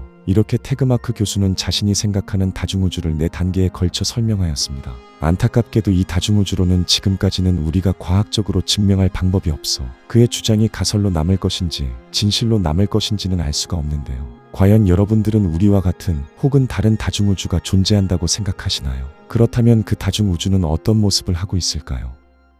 20세기 초까지만 해도 인류는 우주가 고요하고 변하지 않는 공간이라고 믿었습니다. 별들은 영원한 어둠 속에 박힌 작은 불빛일 뿐 우주에는 시작도 끝도 없다고 여겼죠. 하지만 아인슈타인의 상대성 이론은 이 믿음을 무너뜨렸습니다. 공간과 시간이 물질과 에너지에 의해 휘어지고 변화할 수 있다는 사실. 우주가 정적인 무대가 아니라 스스로 진화할 수 있는 존재라는 가능성이 등장한 겁니다. 그리고 하나의 질문이 피할 수 없게 됐죠. 그렇다면 우주에는 정말 시작이라는 순간이 존재했을까? 1927년 조르주 르메트르가 우주는 과거 극도로 작은 상태에서 출발했다고 계산했고 곧 빅뱅 이론이 표준 모델로 자리 잡았습니다. 하지만 아이러니하게도 바로 그 순간부터 물리학은 오류에 빠졌습니다. 공식은 무한대로 발산했고 시간과 공간은 더 이상 설명되지 않았죠. 그래서 과학자들은 새로운 질문을 던지기 시작합니다. 어쩌면 우주에는 시작 자체가 없었던 것 아닐까? 우주의 탄생이 단 한순간의 폭발이 아니었다면 우리는 지금까지 우주를 완전히 잘못 이해해온 것일지도 모릅니다. 오늘 여러분들께 더해드릴 한 줌의 지식. 우주의 첫 순간이 없었다고 지금 바로 시작합니다. 우리가 체감하는 시간은 마치 모든 사건의 배경으로 존재하는 절대적인 흐름처럼 보입니다. 우리가 무엇을 하든 시간은 우리를 신경 쓰지 않고 무심하게 제 갈 길을 가고 있으니 말이죠. 그러나 20세기에 들어서 인류는 이 믿음이 근본적으로 잘못되었다는 사실을 깨닫게 됩니다. 1905년에 발표된 아인슈타인의 특수 상대성 이론은 시간이 관측자의 속도에 따라 달라진다는 충격적인 결론을 제시했습니다. 관측자가 빠르게 움직일수록 시간은 점점 느리게 흐르며 혹여나 빛의 속도에 도달하게 된다면 시간은 정지해버린다고 이야기했죠. 즉, 시간은 전 우주에 동일하게 적용되는 절대적 척도가 아니라 관측자마다 서로 다르게 흐르는 상대적인 현상이었던 겁니다. 심지어 1915년에는 이를 일반 상대성 이론으로 확장하여 시간이 중력에 의해 휘어진다는 사실까지 밝혀내며 시간에 대한 우리의 인식을 완전히 뒤집어 놓았죠. 실제로 지구상의 시간과 지구 상공 수백 킬로미터에 있는 인공위성의 시간은 다르게 흐르며 이 차이를 보정해야만 GPS 시스템이 오류를 일으키지 않고 작동할 수 있었죠. 결국 우리가 당연하다고 믿어왔던 시간은 절대적 진리가 아니라 물질과 에너지의 분포에 따라 결정되는 물리적 상태, 다시 말해 우주가 만들어낸 결과물에 불과했습니다. 그리고 이 사실은 매우 중요한 결론으로 이어졌죠. 우리의 존재는 공간과 시간으로 정의됩니다. 공간이 있어야 우리가 어딘가에 위치하고 있다고 말할 수 있으며 시간이 있어야 그 상태의 변화를 기술할 수 있죠. 그래서 우리가 흔히 처음이라고 말하는 개념 역시 시간이라는 축이 존재할 때에만 의미를 가집니다. 시간이 존재하지 않는다면 어느 지점을 시작이라 부를지 정의할 수 없으니 처음이라는 말 자체가 성립할 수 없는 것이죠. 따라서 시간이 없었다면 우리가 정말 그때 존재했는지조차 말할 수 없게 됩니다. 존재했다는 표현 자체가 시간 개념을 전제로 하기 때문이죠. 그렇다면 우주의 경우는 어떨까요? 만약 시간이라는 개념이 우주가 팽창을 시작한 이후에 형성된 결과물이라면 시간 이전을 말하는 순간 우리는 물리적 의미를 잃어버리고 말 겁니다. 시간이 없는 상태에서는 있었다, 없었다 라는 말조차 성립할 수 없으니 말이죠. 그래서 질문은 이렇게 바뀝니다. 정말 우주는 존재하지 않았던 순간에서 태어난 것일까? 아니면 없었다고 말할 수 있는 조건조차 존재하지 않았던 것일까? 이 말장난 같은 의문을 깊이 탐구하기 위해 우리는 우주의 가장 극초기 상태를 바라보아야 합니다. 그리고 바로 그 영역에서 스티븐 호킹 박사는 양자역학과 상대성 이론을 결합해 시간의 성질이 우리가 알고 있는 방식과는 전혀 다르게 작동할 수 있다고 이야기합니다. 우주의 초기, 빅뱅 직후의 극도로 높은 밀도와 온도에서는 일반 상대성 이론만으로는 우주를 설명할 수 없었습니다. 그 영역에서는 중력과 양자 효과가 동시에 지배적으로 작용해 공간과 시간의 구조 자체가 우리가 알고 있는 방식으로는 유지될 수 없었기 때문이죠. 때문에 호킹 박사는 허수 시간이라는 개념을 도입합니다. 이는 시간축을 우리가 알고 있는 것처럼 단순하게 직선으로 나타내는 것이 아니라 공간과 동일하게 다룰 수 있는 기하학적 축으로 회전시키는 방식이었습니다. 그렇게 되면 우리가 상상하는 뾰족한 시작점인 특이점은 사라지게 되고 가장자리가 존재하지 않는 부드러운 곡면 형태로 표현되게 됩니다. 다시 말해 호킹의 해석에 따르면 우주는 처음이 필요 없는 구조일 수도 있다는 것이었습니다. 시간은 갑작스럽게 시작된 것이 아니라 우주가 팽창하면서 점차 현재의 형태로 변해온 속성일 뿐이며 극초기의 우주는 시간의 앞과 뒤, 시작과 끝의 구분이 의미를 갖지 않는 상태였을 가능성이 크다는 것이었죠. 따라서 우리가 말하는 처음이라는 단어는 우주 밖의 절대적인 기준이 아니라 우주 내부에 들어와 살아가는 존재들이 만들어낸 착시 개념에 불과할지도 모른다는 것이었습니다. 게다가 처음이라는 것이 우리가 만들어낸 가상의 개념에 불과하다면 시간이 처음에서 끝으로, 과거에서 미래로 흐른다는 것 역시 가짜일 수 있었습니다. 우리가 일상 속에서 경험하는 시간은 항상 과거에서 미래로 향하는 일방적인 흐름처럼 느껴집니다. 우리는 태어나서 죽을 때까지 단 한 번도 이 흐름을 거슬러 올라간 적이 없기 때문에 시간이 반드시 한 방향으로만 흘러야 한다는 착각에 빠지기 쉽죠. 그러나 이것은 단지 우리가 우주 내부에서 관측자로 존재한다는 한계 때문에 그렇게 느끼는 것일 뿐일지도 모릅니다. 실제로 물리학의 거의 모든 기본 방정식은 시간을 거꾸로 돌려도 동일한 형태로 유지됩니다. 양자역학, 전기역학, 고전역학, 입자물리학 모두 시간 역전 대칭성을 허용하죠. 이는 자연의 근본 법칙 전체가 시간이 앞으로 흐르든 뒤로 흐르든 구별하지 않는다는 뜻입니다. 만약 컵이 떨어져 깨지고 물이 쏟아지는 것을 보면 우리는 자연스럽다 생각합니다. 하지만 산산이 부서진 조각들이 흩어져 있다가 다시 모여 하나의 컵으로 합쳐지고 바닥에 물이 저절로 위로 빨려 올라가 컵 안으로 돌아가는 장면을 보면 우리는 본능적으로 이건 시간이 거꾸로 흘렀다는 느낌을 받게 되죠. 하지만 기본 방정식의 입장에서는 이 두 과정이 모두 똑같이 허용되는 운동일 뿐입니다. 어느 쪽이 정상이고 어느 쪽이 비정상인지는 자연 법칙이 아니라 우리가 정한 방향성일 뿐이라는 것이었습니다. 그렇다면 왜 우리는 시간의 방향을 과거에서 미래로 느낄까요? 이 질문에 답하기 위해 등장하는 개념이 바로 엔트로피였습니다. 엔트로피는 보통 무질서도라고 번역되지만 조금 더 정확히 말하면 어떤 상태가 얼마나 많은 미시적인 경우의 수를 가지는지를 나타내는 물리량입니다. 책상이 완벽하게 정리되어 있는 상태는 물건 하나하나가 특정한 위치에 있어야만 유지되지만 어지럽혀진 상태는 물건들이 대충 여기저기 어설프게 흩어져 있어도 비슷한 모습으로 유지될 수 있죠. 즉, 어지럽혀진 상태가 훨씬 더 많은 경우의 수를 가진 상태이며 그만큼 엔트로피가 높습니다. 그리고 자연은 확률적으로 더 많은 경우의 수를 가지는 방향으로 변화합니다. 그래서 우주는 시간이 흐름에 따라 정리된 상태에서 흐트러진 상태로 가는 쪽이 훨씬 더 높은 확률을 가지게 됩니다. 고르게 섞이지 않은 기체가 한쪽에 몰려 있다가 시간이 지나면서 방 전체로 퍼져나가는 이유. 뜨거운 물과 차가운 물이 섞이면 언제나 미지근해지는 쪽으로만 가는 이유가 바로 여기에 있죠. 반대로 방 안에 골고루 퍼져 있던 공기가 저절로 한쪽 구석에 몰려가는 일은 이론적으로 완전히 불가능한 것은 아니지만 경우의 수가 너무 적어서 사실상 절대로 일어나지 않는다고 보는 것이죠. 다시 말해 우리가 과거에서 미래로 시간이 흐른다고 생각하는 것은 우주의 본질이 아니라 엔트로피가 낮은 상태에서 높은 상태로 향하는 변화 방향을 우리의 뇌가 시간의 축이라는 이름으로 해석한 결과일 뿐이라는 것이었습니다. 우리는 엔트로피가 낮았던 상태를 과거라고 부르고 엔트로피가 높은 상태를 미래라고 부를 뿐이었던 것이죠. 따라서 시간의 방향이 절대적이지 않다면 시간의 첫 방향 또한 절대적일 필요가 없습니다. 과거에서 미래로 흐르는 것이 본질이 아니라면 처음에서 지금까지 이어져 왔다는 생각 역시 본질이 아닙니다. 다시 말해 시간의 방향성이 착실하면 시작이라는 개념 역시 착시이며 우주는 방향성과 시작점을 가진 직선 구조가 아닐 수도 있다는 것이었습니다. 또한 시간이 절대적이지 않고 처음이라는 개념이 착시에 불과하다면 우주 탄생이라는 순간 역시 원인이 꼭 존재해야 할 이유는 없었습니다. 우주의 시작을 만들어낸 원인이 있어야 한다는 생각은 시간의 흐름을 전제로 한 인간의 직관일 뿐일지도 모르죠. 그렇다면 우리는 이렇게 질문해 볼 수 있을 겁니다. 우주는 어떤 이유로 만들어졌는가가 아니라 우주는 애초에 이유 없이도 스스로 성립할 수 있었는지 말이죠. 그리고 이 질문을 물리학의 관점에서 들여다보면 우주가 원인을 필요로 하지 않았을 가능성이 제기됩니다. 우리는 보통 우주가 엄청난 에너지를 가진 거대한 물체라고 생각하는데요. 하지만 실제로 우주의 모든 에너지를 계산해보면 물질과 복사 에너지는 양수 값을 가지지만 중력 에너지는 음수 값을 가지기 때문에 우주에 존재하는 모든 것을 더하게 되면 결국 우주의 총합 에너지는 0으로 계산되었습니다. 그리고 우주의 총합 에너지가 0이라는 사실은 우주가 등장하기 위해서 새로운 에너지가 필요하다거나 어디선가 가져올 필요가 없다는 것을 의미했는데요. 우주라는 시스템이 구성될 때 물질과 복사 에너지에 해당하는 양수 에너지가 나타났다면 그와 동시에 동일한 크기의 음수 에너지인 중력이 함께 존재할 수밖에 없기 때문에 물질이 생겨나고 중력이 생겨났지만 결과적으로 우주는 총합 에너지가 0인 상태에 놓이게 되죠. 다시 말해 우주는 외부에서 에너지를 밀어넣어주는 사건이 없이도 스스로 완결된 상태로 존재할 수 있는 구조였다는 겁니다. 그렇다면 우주를 탄생시키기 위해 특별한 시작점이나 원인을 가정할 필요도 없어지는 것이죠. 만약 빅뱅이 있었다고 해도 그것은 절대적인 우주의 시작점이 아니라 이미 우주가 존재하던 구조 속에서 일어난 하나의 과정일 가능성이 있다는 것이었습니다.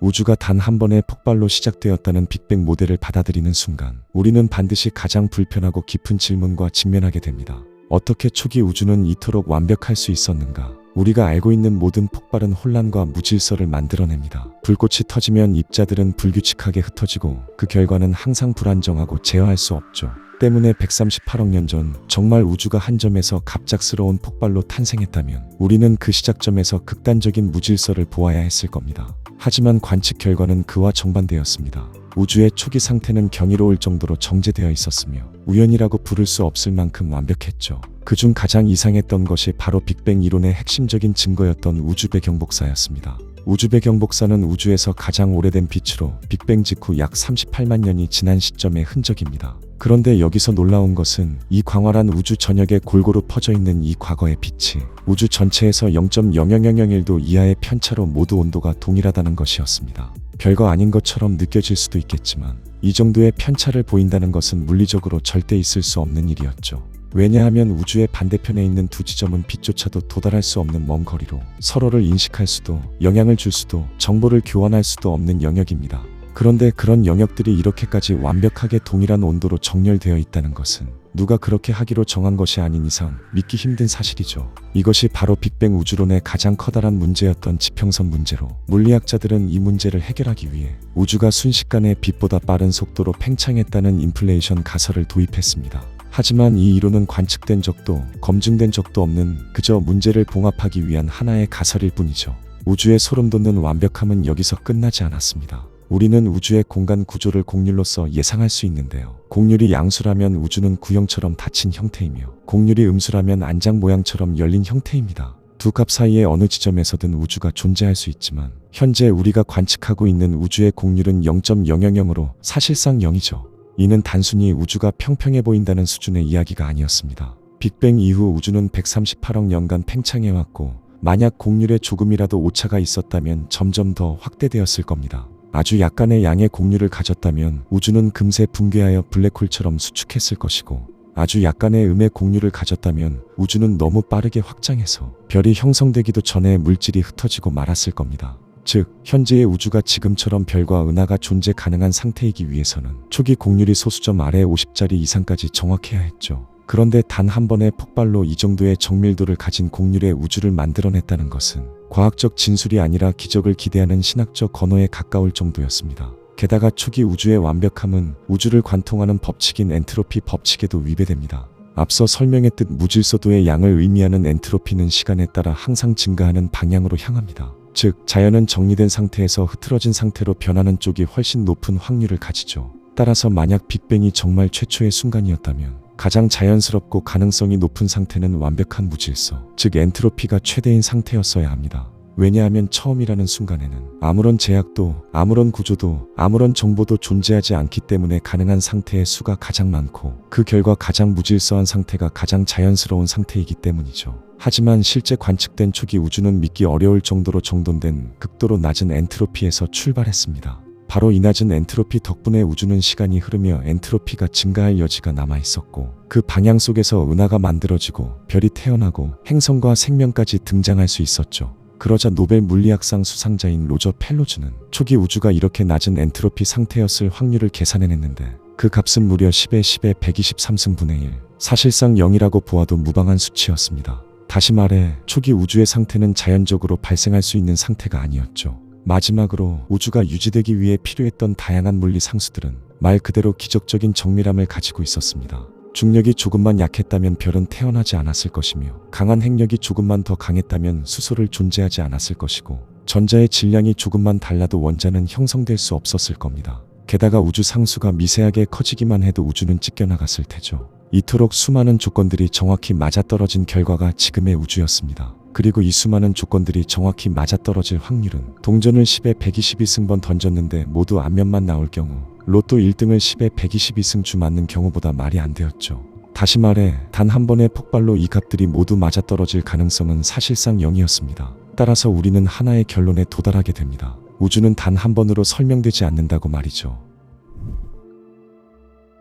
시간으로는 설명할 수 없는 우주의 시작, 자연의 확률로는 설명할 수 없는 기이한 우주의 초기 조건들. 이러한 현상들은 과학자들로 하여금 이러한 질문을 던지게 만듭니다. 이 완벽함은 도대체 어디서 어떻게 온 것인가? 하지만 만약 빅뱅이 최초의 순간이 아니라 이전의 우주에서 계승된 결과라면 어떨까요? 이 생각은 한때 공상에 가까운 상상이었지만 현대 물리학은 이 가능성조차 주목하기 시작합니다. 그것이 바로 블랙홀 우주론이었죠. 블랙홀은 중력이 극단적으로 강한 영역입니다. 모든 물질과 에너지는 내부로 빨려 들어가며 빛조차 빠져나올 수 없죠. 그리고 모든 것이 빨려 들어간 블랙홀의 중심부에는 공간이 무한히 휘어지고 밀도는 무한대로 향하며 시간은 사실상 정지하게 됩니다. 우리는 이 지점을 특이점이라고 부르죠. 그런데 여기서 놀라운 것은 블랙홀의 특이점을 기술하는 수학적 구조가 빅뱅 직후 우주의 수학적 구조와 동일하다는 것인데요. 이 동일성은 매우 강력한 가능성을 제시합니다.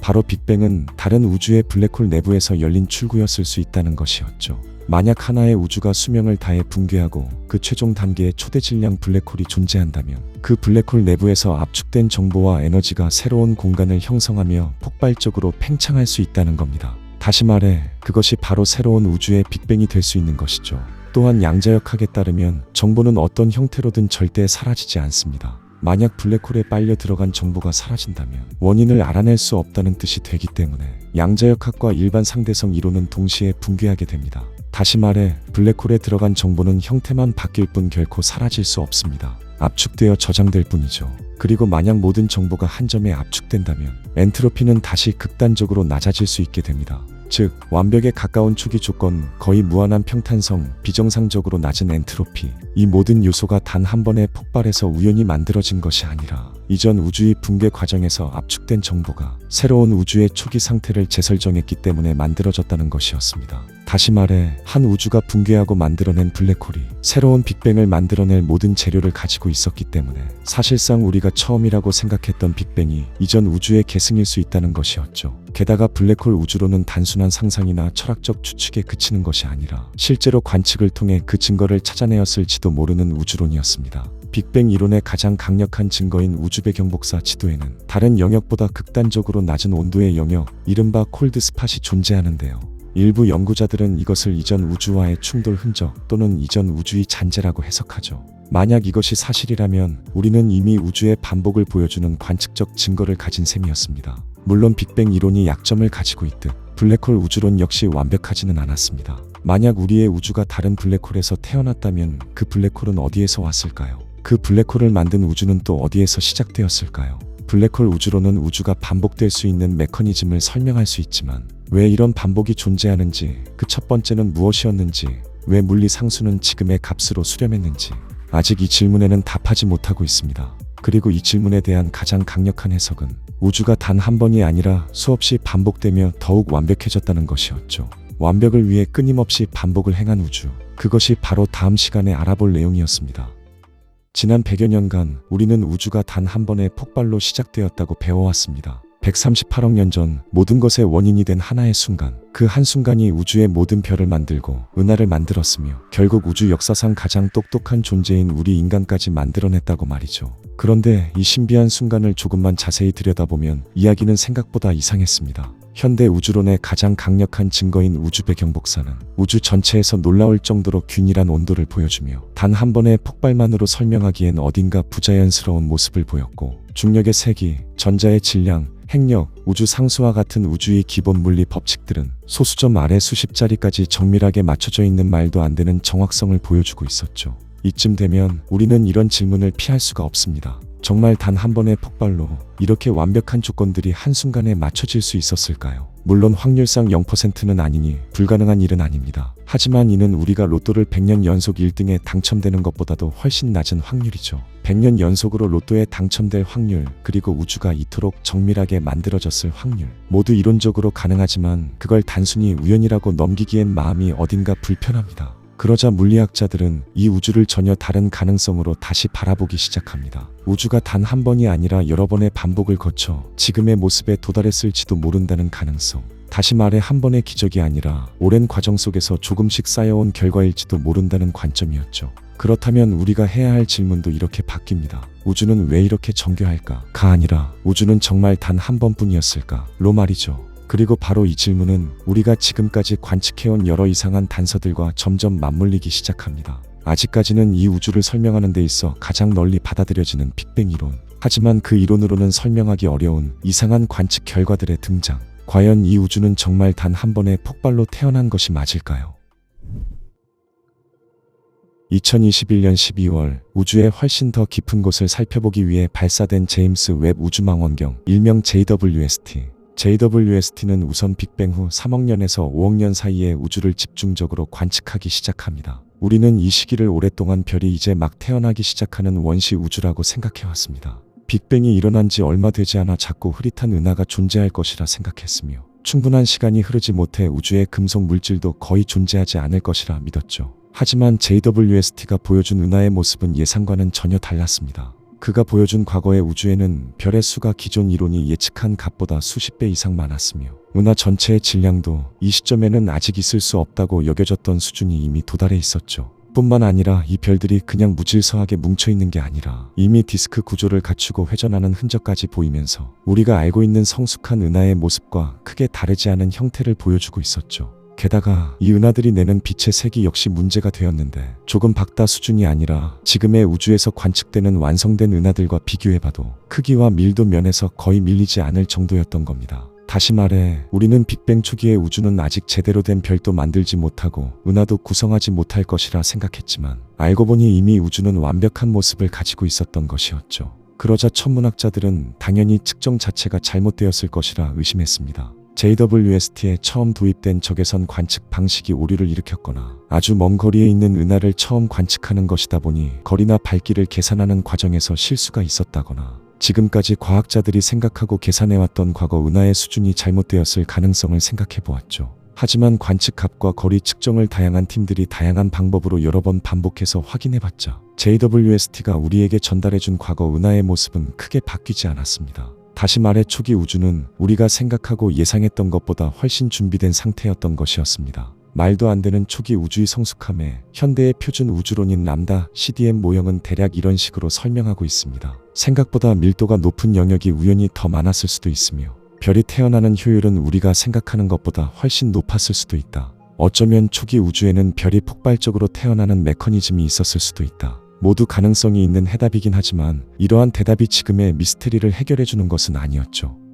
초기 우주에서 시간적으로 설명하기 어려운 존재는 사실 은하뿐만이 아니었습니다. 지금까지의 관측을 살펴보면 빅뱅 후 약 6억 년에서 7억 년 정도밖에 지나지 않은 시점에 태양 질량의 수억 배에서 수십억 배에 이르는 초거대 블랙홀들이 이미 완전히 성장한 상태로 자리 잡고 있었는데요. 그리고 여기서 문제가 발생합니다. 이 블랙홀들이 이렇게까지 커질 시간이 물리적으로 확보되지 않는다는 것이었죠. 보통 블랙홀은 초신성 폭발 이후 남은 잔해, 즉 태양 질량과 비슷한 항성들이 만들어내는 항성 질량 블랙홀에서 출발해 주변의 가스를 빨아들이며 성장하는 것이 가장 일반적입니다. 또한 블랙홀이 성장하는 속도에는 에딩턴 한계라는 이론적 상한선도 존재하고 있죠. 그렇게 이 상한을 기준으로 계산해보면 이런 시야 블랙홀이 우리가 현재 관측하는 그 규모까지 커지기 위해서는 수억 년에서 수십억 년, 길게는 우주의 나이와 맞먹는 시간이 필요했습니다. 그런데 현재 문제가 되는 초기의 블랙홀들은 지금 우리 곁에 존재하는 성숙한 은하 중심에서 발생한 것도 아니고 우주가 7억 살도 되기도 전에 이미 그 거대한 크기에 도달해 있었다는 게 문제였죠. 즉 표준 우주론이 제시하는 블랙홀의 성장 시간표와 실제 관측된 초기 블랙홀의 나이와 규모가 전혀 맞아떨어지지 않는 상황이 된 겁니다. 물론 표준 우주론에서도 이를 설명하려는 시도는 있었습니다. 이 블랙홀들은 예외적으로 처음부터 초거대 시야 블랙홀에서 출발한 것이다. 블랙홀의 성장 한계를 잠시 뛰어넘는 매우 효율적인 물질 공급이 있었을 것이다. 특별한 환경에서 블랙홀이 거의 쉬지 않고 성장했을 수도 있다. 물론 그들이 주장하는 바가 전혀 불가능한 이야기들은 아니었습니다. 하지만 문제는 이 모든 시나리오들이 아주 특수한 상황을 가정해야만 성립한다는 것이었죠. 한두 개의 예외라면 특별한 환경 때문이라고 넘길 수 있겠지만 지금까지 발견된 사례들을 전부 특수한 환경 탓으로 돌릴 수는 없을 겁니다. 모든 사례가 특별했다면 그것은 더 이상 특별한 것이 아니니 말이죠.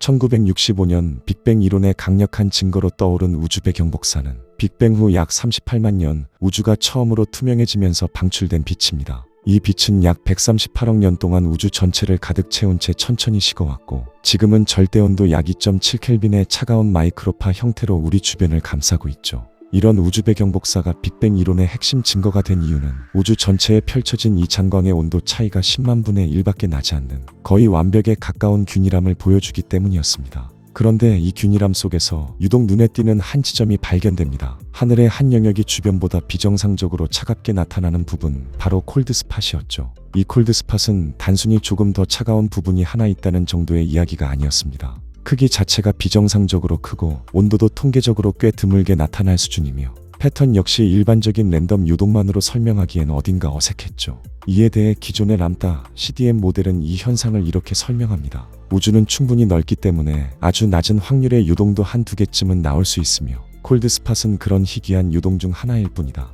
이 설명은 엄밀히 말해 틀린 것은 아닙니다. 정말 우주 전체를 보면 매우 희귀한 유동이 딱 한 번쯤은 크게 나타날 가능성도 존재하긴 하죠. 하지만 콜드스팟이 가진 여러 세부 구조를 모두 고려하면 이를 단순한 우연으로 보기에는 여전히 아쉬운 지점들이 남습니다. 물론 이거 하나만으로 람다 CDM 모델이 틀렸다고 이야기할 수는 없지만 콜드스팟이 표준 우주론으로 완벽하게 설명할 수 없는 그런 불편한 관측 결과인 것은 분명했죠.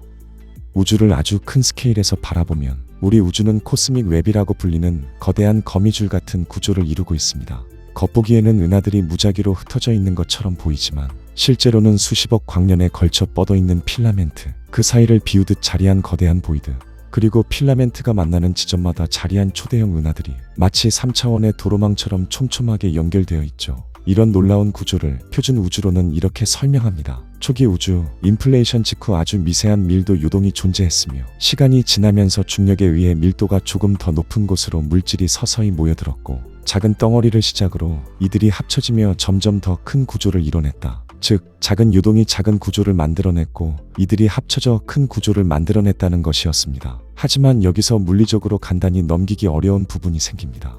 이 시나리오가 사실이라면 지금 관측되는 규모의 구조가 완성되기까지는 상상 이상으로 긴 시간이 필요했죠. 그런데 우리가 관측한 우주는 생각보다 너무 빨리, 너무 넓게, 그리고 너무 정교하게 이미 완성된 거미줄 구조를 보여주고 있었습니다. 이 구조를 단순한 랜덤 성장만으로 설명하기에는 어딘가 과도하게 효율적인 모습을 보여주고 있죠.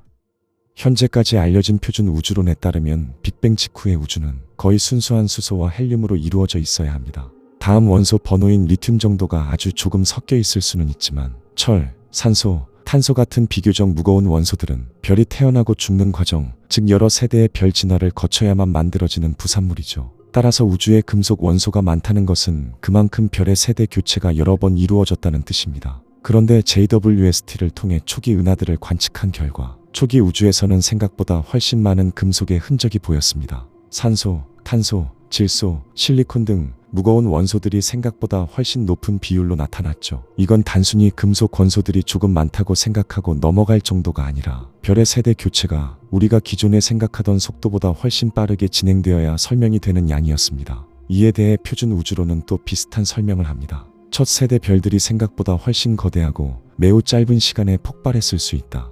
초기 은하 내부의 별 탄생 효율이 우리가 예상한 것보다 매우 높았을 수 있다. 물론 이론적으로 불가능한 이야기는 아닙니다. 하지만 지금까지 우리가 알아본 초기 은하, 초기 블랙홀, 거미줄 구조와 함께 놓고 보면 금속 원소가 생각보다 풍부한 것을 단순히 예외적 상황으로 넘기기엔 어딘가 설명이 모자랍니다. 단순히 초기 우주는 지금과는 상황이 달라 그냥 더 빨리, 더 많이, 더 복잡하게 진화했다. 이 정도의 설명으로는 이 일련의 현상들을 모두 납득시키기엔 솔직히 무리가 있어 보이죠. 그러자 일부 연구자들은 이렇게 묻기 시작합니다. 애초에 이토록 복잡한 우주를 단 한 번의 폭발로 모두 설명하는 것이 무리가 아니었을까? 그리고 그들은 한 발 더 나아가 이러한 질문까지 던집니다. 정말 이 우주는 단 한 번뿐이었을까? 혹시 우리가 살고 있는 이 우주는 여러 번의 사이클 가운데 한 번에 불과한 것이 아닐까?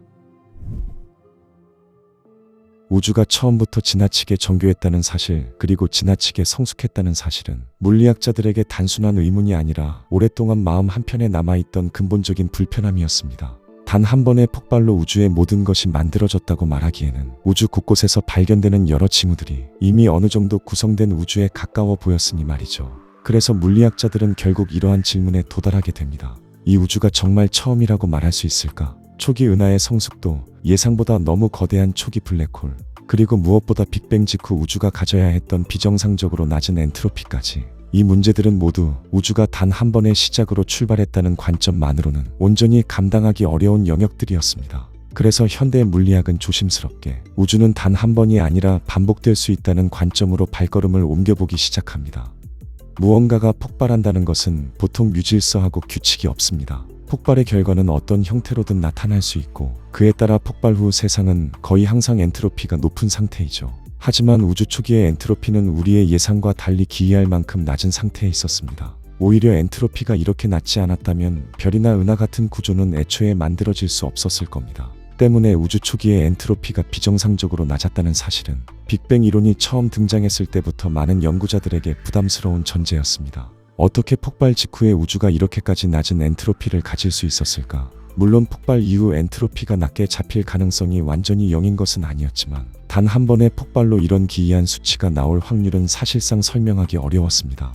그래서 이때 등장한 생각이 바로 우주가 처음부터 그런 상태였던 것이 아니라 아주 오래된 반복 과정 속에서 이 낮은 엔트로피 상태가 자연스럽게 준비되었을 가능성, 즉 우주가 단 한 번의 폭발에서 갑자기 태어난 것이 아니라 팽창과 수축이 이어지는 긴 호흡의 진동 과정 속에서 조금씩 정돈된 상태로 진입했을지도 모른다는 관점이었죠. 이 생각이 바로 처음으로 우주가 반복될 수 있다고 본 고전 진동 우주론이었습니다. 이러한 관점은 처음부터 완벽해야만 한다는 부담을 벗어던질 수 있게 해주었습니다. 초기 우주의 비정상적인 정교함과 성숙함은 기적 같은 첫 순간에서 비롯된 것이 아니라 오랜 시간 축적된 과정의 결과로 자연스럽게 설명될 수 있었으니까요. 하지만 고전 진동 우주론은 곧 또 다른 문제와 마주합니다. 전 우주를 관통하는 연력학 법칙에 따르면 엔트로피는 시간이 지날수록 증가해야 합니다. 그렇다면 사이클이 반복될수록 우주는 점점 더 커지고 더 뜨거워지고 더 무질서해지는 방향으로 흘러가게 되죠. 그 결과 우주는 다시 되돌아가야 할 이유 자체를 잃게 됩니다. 이 구조로는 영원한 반복을 유지할 수 없는 셈이었죠. 무엇보다 그 사이클의 끝에는 우주가 수축하고 팽창하는 시점에 특이점이 존재해야 했기에 모든 물리 법칙이 무너지는 더 이상 계산조차 할 수 없게 되는 그 지점을 설명할 수 없었습니다. 이 지점을 설명하지 못한다면 단 한 번의 폭발로 모든 것이 완벽하게 설계되었다는 빅뱅 이론의 한계와 사실상 아무 차이가 없게 되는 셈이었죠. 그래서 과학자들은 다시 더 근본적인 물음을 던지기 시작합니다. 현대 과학으로 설명할 수 없는 특이점을 아예 없애버린다면 이 정교하고도 성숙한 우주를 다른 모습으로 설명할 수 있지 않을까라고 말이죠. 과학이 설명하지 못하는 특이점이라는 벽을 넘기 위해 물리학은 일반 상대성 이론의 범위를 벗어나 그보다 더 근본적인 양자 중력의 영역으로 시선을 옮기기 시작합니다. 일반적인 스케일에서는 일반 상대성 이론으로 중력을 완벽하게 설명할 수 있지만 밀도가 사실상 무한대로 치닫고 거리라는 개념 자체가 무의미해지는 특이점의 순간에서는 이 이론은 더 이상 상황을 계산할 수 없었죠. 그래서 과학자들은 중력이 양자적인 방식으로 작동한다면 어떨지를 고민하기 시작합니다. 그 중 하나가 바로 루프 양자중력이었죠. 루프 양자중력은 아주 흥미로운 관점을 제시합니다. 공간이 우리가 생각하는 것처럼 완전히 연속적인 것이 아니라 우주의 최소 단위인 플랑크 스케일이 만들어낸 양자화된 구조라는 겁니다. 쉽게 말해 매끈한 면처럼 보이는 공간이 사실은 아주 작은 조각들이 모여 이루어낸 불연속적인 구조라는 관점이었죠. 이 관점에서 보면 우주가 완전히 한 점으로 붕괴한다는 시나리오는 물리적으로 성립할 수 없었습니다. 공간이 압축되어 어느 밀도에 도달하게 되면 공간 자체가 더 이상 찌그러지지 않는 일종의 탄성 같은 저항을 가져야 했죠. 그 결과 압축된 공간은 한 점으로 붕괴하는 것이 아니라 최소 크기에서 압축이 멈추고 그 임계점을 넘는 순간 다시 반등하여 새로운 팽창 단계로 이어진다는 것이었습니다. 그리고 이를 양자 바운스 우주론이라고 불렀죠. 이 모델은 물리학의 오랜 난제였던 특이점 문제를 깔끔하게 제거했습니다. 우주의 시작이 더 이상 계산 불가능한 지점이 아니라 물리적으로 설명 가능한 과정이 된 것이었죠. 하지만 완벽해 보이는 이 모델에도 여전히 해결되지 않은 문제가 하나 남아 있었습니다. 우리가 관측하고 있는 초기 우주의 구조는 초기 은하의 성숙도, 초기 블랙홀의 존재, 우주배 경복사의 미세 요동까지 너무나 정교한 패턴을 보여주고 있습니다. 비록 양자 바운스 우주론이 특이점을 제거하는 데에는 성공했지만 이 정교함이 도대체 어디에서 비롯되었는가에 대해는 설명하지 못하며 아직까지는 빅뱅 이론을 대체할 완벽한 이론으로 자리 잡지는 못하였죠. 그래서 과학자들은 자연스럽게 다음과 같은 질문을 하기 시작합니다. 그 정교한 구조가 이미 이전 단계에서 준비된 것이 아닐까?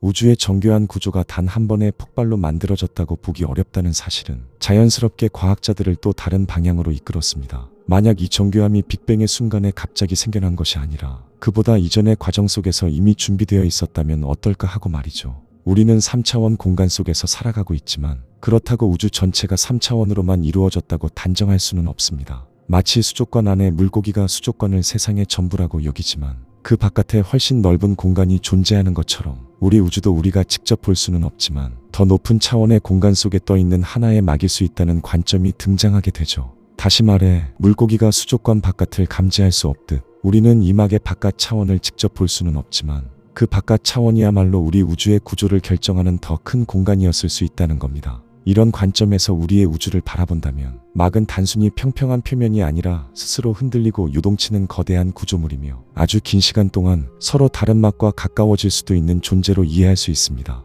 그리고 이런 움직임이 충분히 오랫동안 이어진다면 막과 막 사이에서는 자연스럽게 밀도 변화나 유동 같은 패턴들이 형성될 수 있고, 우리가 우주 배경 복사에서 관측하는 기이할 정도로 정교한 패턴 역시 빅뱅 이후가 아니라 그 이전 과정에서 이미 만들어졌을 가능성이 생기는 것이죠. 또한 시간이 흘러 막 두 개가 충돌하는 순간 우리는 그 사건을 빅뱅이라고 부르지만, 상위 차원의 관점에서는 그것 역시 단순히 다음 우주를 여는 하나의 과정에서 불과했을 수 있습니다. 따라서 우리가 빅뱅의 흔적이라고 생각해온 우주 배경 복사의 정교함은 막들이 충돌하기 훨씬 이전 단계에서 이미 만들어져 있었던 일종의 다음 우주를 위한 설계도였을지도 모르는 것이었습니다. 이런 관점을 우리는 에크파이로틱 브레인 충돌 우주론이라고 부르죠. 물론 이 우주론 역시 아직 한계는 명확했습니다. 더 높은 차원, 보이지 않는 막 그 사이를 채우는 장과 같은 요소들은 현재 기술로는, 솔직히 수십 년 뒤의 기술로도 직접 관측하기 어려워 보입니다.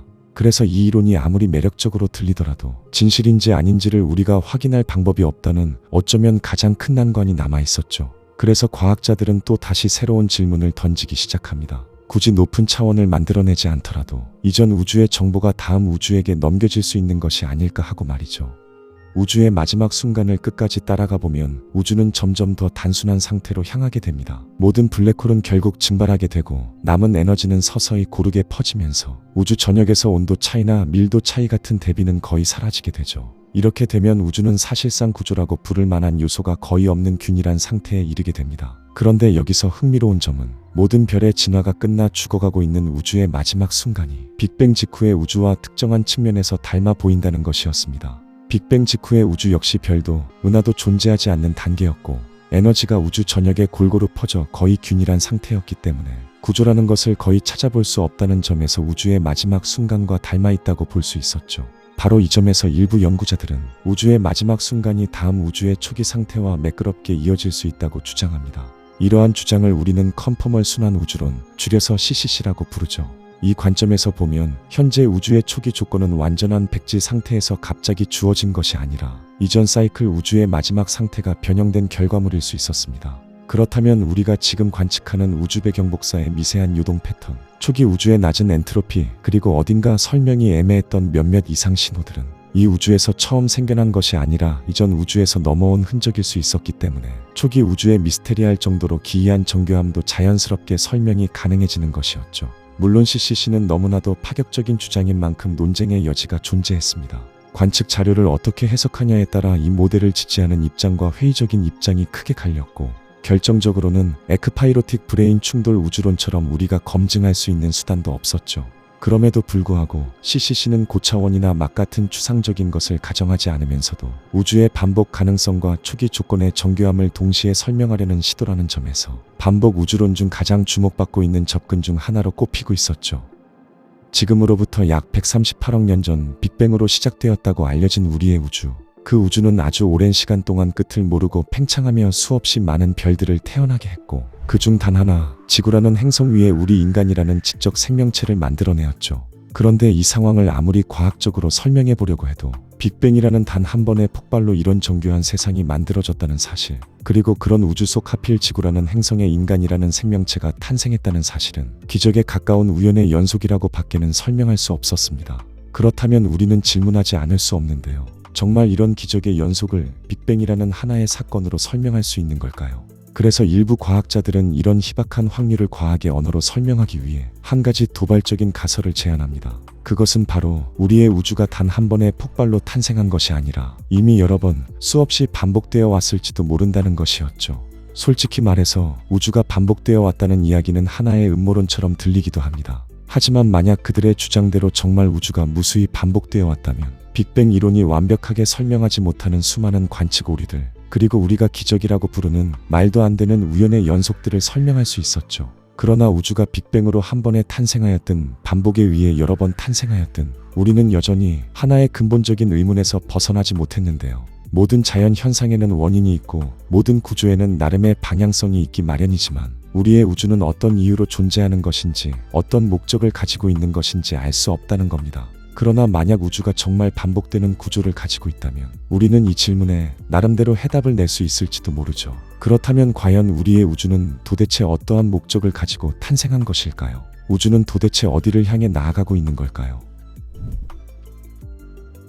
캐나다의 이론 물리학자인 리스몰리는 우주를 하나의 생명체처럼 바라보았습니다. 우리는 진화라는 개념을 보통 생명체에게만 적용합니다. 조금 더 오래 살고 조금 더 잘 번식하는 개체가 다음 세대에 더 많은 유전자를 남기면서 세대가 반복될수록 개체 수가 늘어 점점 더 멀리 퍼진다고 생각하죠. 그런데 스몰리는 이 구조가 우주에도 그대로 적용될 수 있다고 주장합니다. 그가 바라본 우주는 다음과 같습니다. 1. 블랙홀 하나하나가 새로운 우주의 씨앗이다. 2. 블랙홀 내부에서는 전혀 다른 방식의 시공간이 다시 펼쳐지며 각 블랙홀들은 마치 또 하나의 빅뱅처럼 새로운 팽창을 일으킨다. 3. 새로 태어난 우주는 부모 우주와 아주 조금씩 다른 물리 상수를 가진 채 출발할 수 있다. 즉, 우주는 블랙홀을 통해 번식하고 그 과정에서 조금씩 변이를 가진 자식 우주들이 생겨나며 그 우주들 중 일부는 더 잘 살아남는다는 뜻이었습니다. 여기까지만 보면 단순히 블랙홀 우주론의 이론을 설명하는 것 같지만 그가 이야기하고자 하는 바는 이것이 아니었는데요. 스몰린이 제안한 구조 속에서 각 우주는 생명체의 개체처럼 서로 다른 체질을 갖습니다.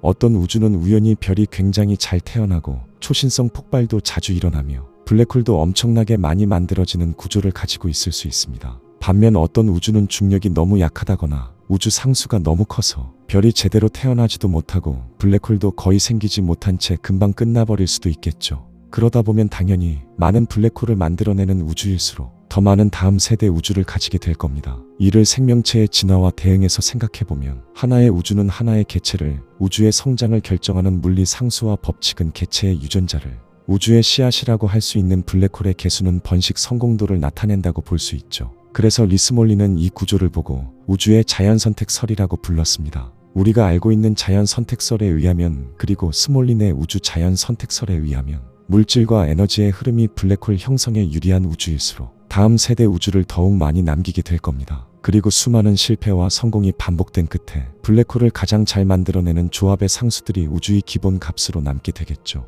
그렇다면 우리가 살고 있는 우주가 이상할 정도로 정교한 값을 가지고 있고 수많은 별들과 블랙홀들이 잘 태어나는 이유 역시 수많은 우주들 사이에서 블랙홀 형성에 가장 유리한 조건으로 진화해온 결과일 수 있다는 것이었습니다. 물론 우주 자연 선택설은 당연히 엄청난 논쟁 거리를 품고 있었습니다. 우주를 하나의 생명체처럼 바라본다는 것은 지금까지는 없었던 새로운 시각이며 결정적으로 그의 주장에서 가장 중요한 전제인 블랙홀이 다음 우주의 씨앗이 된다는 것을 우리는 증명할 수 없으니 이 우주가 진화를 한다는 시각은 매우 도발적일 수밖에 없었죠. 그럼에도 불구하고 이 아이디어가 던지는 메시지는 꽤 분명합니다. 우주의 반복이 단순한 되풀이가 아니라 더 많은 우주를 낳기 위해 자기 자신을 조정해 온 과정일 수 있다는 것이죠. 만약 정말 그렇다면 우주의 목적은 놀라울 정도로 단순하면서도 강렬합니다. 더 많은 우주를 만들어내는 우주가 되기 위해 우주는 스스로를 진화시켜왔다. 일리아 프리고진은 우주가 자기 조직화라는 성질을 갖고 있다고 주장합니다. 프리고진 이전의 연력학은 엔트로피가 증가하면서 모든 것이 점점 더 무질서해진다고 말해왔습니다. 하지만 프리고진이 관찰한 자연은 그렇지 않았습니다. 뜨거운 액체를 가열했을 때 그 표면에 규칙적인 육각형 대류 무늬가 생겼고 공기와 물이 흐를 때에는 소용돌이와 회오리가 형성되었으며 소금물이나 설탕물이 증발할 때에도 아무렇게나 굳는 것이 아니라 규칙적인 결정 구조를 만들어냈던 것이었습니다. 심지어 개미집이나 벌집 같은 생태계만 보아도 각 개체는 단순한 행동을 반복하며 무질서한 듯 보이지만 전체로 보면 매우 정교한 패턴과 기능을 가진 구조가 나타나고 있었죠. 프리고진은 이런 현상들을 묶어 소산 구조가 나타난다고 이야기했습니다. 쉽게 말해 에너지가 계속해서 흘러들어오는 열린 계에서는 엔트로피가 전체적으로 증가하는 와중에도 국소적으로는 오히려 질서가 자발적으로 생겨날 수 있다는 것이었습니다. 그리고 프리고진은 이런 소산 구조가 자연에서만 일어나는 것이 아니라 우리 우주에서도 나타날 수 있다고 이야기합니다. 그것이 그가 말하는 우주에는 본질적으로 자기 조직화라는 개념이 있다는 뜻이었죠. 우주 초기에는 아주 미세한 유동만이 존재하는 기체들의 집합에 불과했습니다. 그러나 시간이 지나면서 중력이라는 에너지 흐름은 물질들을 스스로 뭉치게 하며 규칙을 만들어내었습니다. 조금 더 밀도가 높았던 곳에는 더 많은 물질이 모였고 그 물질들은 회전하며 원반 형태의 은하 디스크를 만들어내었습니다. 그리고 은하들은 또다시 서로 모여 거대한 필라멘트 구조, 우리가 코스믹 웹이라고 부르는 우주 거미줄이라는 규칙을 형성했죠. 어느 누구도 여기에 은하를 이렇게 배치하고 여기에 별을 이렇게 깔아야 한다는 규칙을 명시한 적이 없었지만 우주는 단지 가장 안정적이고 효율적인 구조를 향해 움직이다 보니 그 안에서 그 나름대로의 규칙성을 만들어낸 것이었습니다. 즉 자기 조직화란 무질서 속에서 스스로 질서와 복잡성을 끌어올리는 메커니즘인 것이며 우주는 그 자기 조직화라는 성질을 자신도 모르게 갖고 있다는 것이었죠. 따라서 만약 우리의 우주가 한 번이 아니라 반복되어 왔다면 각 사이클마다 수많은 복잡성 속에서 수많은 질서들을 세우기 시작하면서 비로소 현재에 이르러서야 지금 수준의 우주를 만들어내었다는 것이었습니다. 그래서 프리고지는 우주를 가능성의 공간 속에서 끊임없이 새로운 질서를 실험하는 존재라고 표현했는데요. 하나의 우주에서는 생명이 태어나지 못하고 그대로 끝났을 수 있겠지만 반복되는 우주에서는 원소의 조성과 별들의 분포, 행성의 기후와 화학 조합 같은 요소들이 사이클마다 달라지면서 어떤 조건이 가장 풍부한 구조와 생명을 만들어내는지 계속해서 실험해왔을 수도 있다는 것이었습니다. 이 관점에서 보면 우주의 반복은 계속해서 원점으로 회귀하려는 성격의 순환이 아니라 가능한 복잡성의 상한을 조금씩 밀어올리는 과정인 것이죠. 즉, 우주는 반복될수록 더 복잡하고 더 정교하고 더 다양한 구조를 향해 가고 있는 겁니다. 그리고 그 최종 단계가 바로 우주 자신을 바라보고 설명하며 기원을 알아내려는 존재인 우리 인간의 탄생일지도 모른다는 것이었습니다. 마지막 관점은 조금 더 근본적인 질문에서부터 출발합니다. 우주는 도대체 무엇으로 이루어져 있는 것일까요? 물질? 에너지? 아니면 공간과 시간 그 자체? 바로 이 질문에 미국의 물리학자 존 휠러는 다소 도발적인 답을 내놓습니다. 우주의 모든 것은 정보에 불과하다. 양자역학에 의하면 입자는 관측되기 전까지 여러 상태가 겹쳐있는 파동함수로서 존재합니다. 하지만 누군가 입자를 관측하는 순간 파동함수는 하나의 결과로 붕괴하게 되고 그때 비로소 입자의 상태는 수많은 확률 중 하나로 결정되는 것이죠. 때문에 양자역학에서 중요한 것은 입자가 실제로 어떤 모양이었느냐가 아니라 그 입자에 어떤 정보가 기록되어 있었느냐였습니다. 그 모습은 확률에 의해 바뀔 수 있으니 바뀌지 않는 절대적인 것은 정보뿐이라는 것이었죠. 그리고 이 생각을 우주의 스케일로 발전시켜보면 우주 전체가 입자와 장의 집합이 아니라 정보가 생성, 저장, 변환되는 거대한 네트워크라고 생각해 볼 수 있습니다. 실제로 현대 물리학에서 블랙홀은 얼마나 많은 정보를 가지고 있으냐로 성질이 결정되며 우주의 3차원 구조는 사실 2차원 정보들의 집합일 수 있다는 연구 결과가 나오고 있죠. 즉, 정보는 이제 물리학의 주변 개념이 아니라 우주를 설명하는 핵심 언어가 되고 있었습니다. 그리고 이 관점에서 우주의 반복을 다시 생각해보면 뜻밖의 결론을 얻을 수 있었는데요. 만약 우주가 정말 단 한 번만 생겨났다가 사라지는 세상이라면 우주는 단 한 번의 시뮬레이션, 단 한 번의 계산만 수행해보고 끝나는 셈입니다. 하지만 우주가 여러 번 반복될 수 있고 각 사이클마다 일어나는 모든 사건들이 어떤 형식으로든 다음 사이클에 영향을 줄 수 있다면 그 반복은 곧 우주가 자기 자신에 대해 조금 더 많은 정보를 배우는 과정, 다시 말해 학습 과정이 되는 것이었죠. 머신러닝에서 여러 번의 학습을 통해 모델이 점점 더 나은 결과를 내듯 우주 역시 반복될 때마다 모든 상황을 학습해나가며 이번 사이클에서 실패한 구조는 다음 사이클에서 자연스럽게 잘 나타나지 않을 것이고 이번 사이클에서 우연히 생겨났지만 매우 안정적이고 풍부한 결과로 이어졌던 패턴은 다음 사이클의 초기 조건이나 법칙에 간접적으로 반영될 수 있다는 것이었습니다. 쉽게 말해 우주는 자신에게 유리한 패턴들을 기억하는 쪽으로 진화할 수 있다는 것이죠. 그리고 그 오랜 반복 끝에 등장한 것이 우주를 이해하려는 존재인 우리 인간일 수도 있다는 것이었습니다. 지금 이 순간 우리는 우주의 나이를 재고 우주의 기원을 추적하며 빅뱅 이전에는 무엇이 있었는지, 시간과 공간이 왜 이런 법칙을 따르는지 끊임없이 묻고 있습니다. 겉으로 보면 그냥 인간이 궁금해서 연구하는 것처럼 보이지만 이 정보를 우주 전체의 관점에서 보면 이런 해석이 가능해집니다. 우주는 인간이라는 도구를 사용해 자기 자신을 이해하고 있을지도 모른다고요. 따라서 정보 우주론이 말하는 우주의 반복 목적은 이렇습니다. 우주는 스스로를 이해하기 위해 자기 자신을 수없이 다시 만들어 왔을지도 모른다. 블랙홀 자연 선택이든 자기 조직화하는 우주든 정보 우주론이든 우주의 반복은 스스로를 이해하기 위해 점점 더 복잡하고 점점 더 많은 정보를 처리할 수 있는 구조를 만들어내었으며 그 끝에 등장한 것이 바로 마침내 우주를 이해할 수 있는 우리 인간이라는 것이었죠. 블랙홀을 씨앗 삼아 더 많은 우주를 낳기 위해 진화해 왔다고 보는 우주의 자연선택설. 혼돈 속에서도 스스로 질서를 끌어올리며 점점 더 복잡한 구조를 만들어온 자기 조직화 우주. 그리고 스스로를 이해하기 위해 정보를 축적하고 학습해온 정보 우주까지. 이 세 가지 관점은 겉보기엔 서로 다른 이야기를 하고 있는 듯 했지만 세 관점이 이야기하는 방향은 결국 하나로 같았습니다. 우주는 더 높은 복잡성과 더 깊은 이해를 향해 나아가고 있다. 즉 다시 말해 우주에는 단순한 반복이 아니라 반복을 통해 무언가를 향해 가는 흐름이 존재할 가능성을 시사합니다. 우주는 사이클을 거듭할 때마다 조금 더 효율적으로 별을 만들고 조금 더 정교하게 은하를 엮고 조금 더 다양한 생명이 태어날 수 있는 조건을 만들었을지도 모릅니다. 그리고 그 긴 반복의 끝에서 우주는 마침내 자기 자신을 의식적으로 바라보고 자신의 시작과 구조를 질문하는 존재, 바로 인간을 탄생시켰을지도 모르죠. 우리가 밤하늘을 바라보고 우주의 나이를 계산하고 우리가 어디서 왔는가라고 묻는 순간 어쩌면 우주는 처음으로 자신의 존재와 목적을 스스로에게 되돌아보고 있는 것일지도 모릅니다. 오늘 여러분께 더해드린 한 줌의 지식은 우주가 반복된다면 그 반복이 단순한 되풀이가 아니라 우주 스스로가 더 나은 형태를 향해 나아가는 과정일 수 있다는 사실이었습니다. 우주가 왜 만들어졌는지는 아직 누구도 확답할 수 없습니다. 하지만 그 답을 찾아가는 여정 역시 우주가 만들어낸 놀라운 현상 중 하나일 겁니다. 오늘 영상이 흥미로우셨다면 좋아요와 구독 부탁드리며 저는 다음 영상에서 또 한 줌의 지식을 들고 찾아오겠습니다. 지금까지 과학 한 줌이었습니다.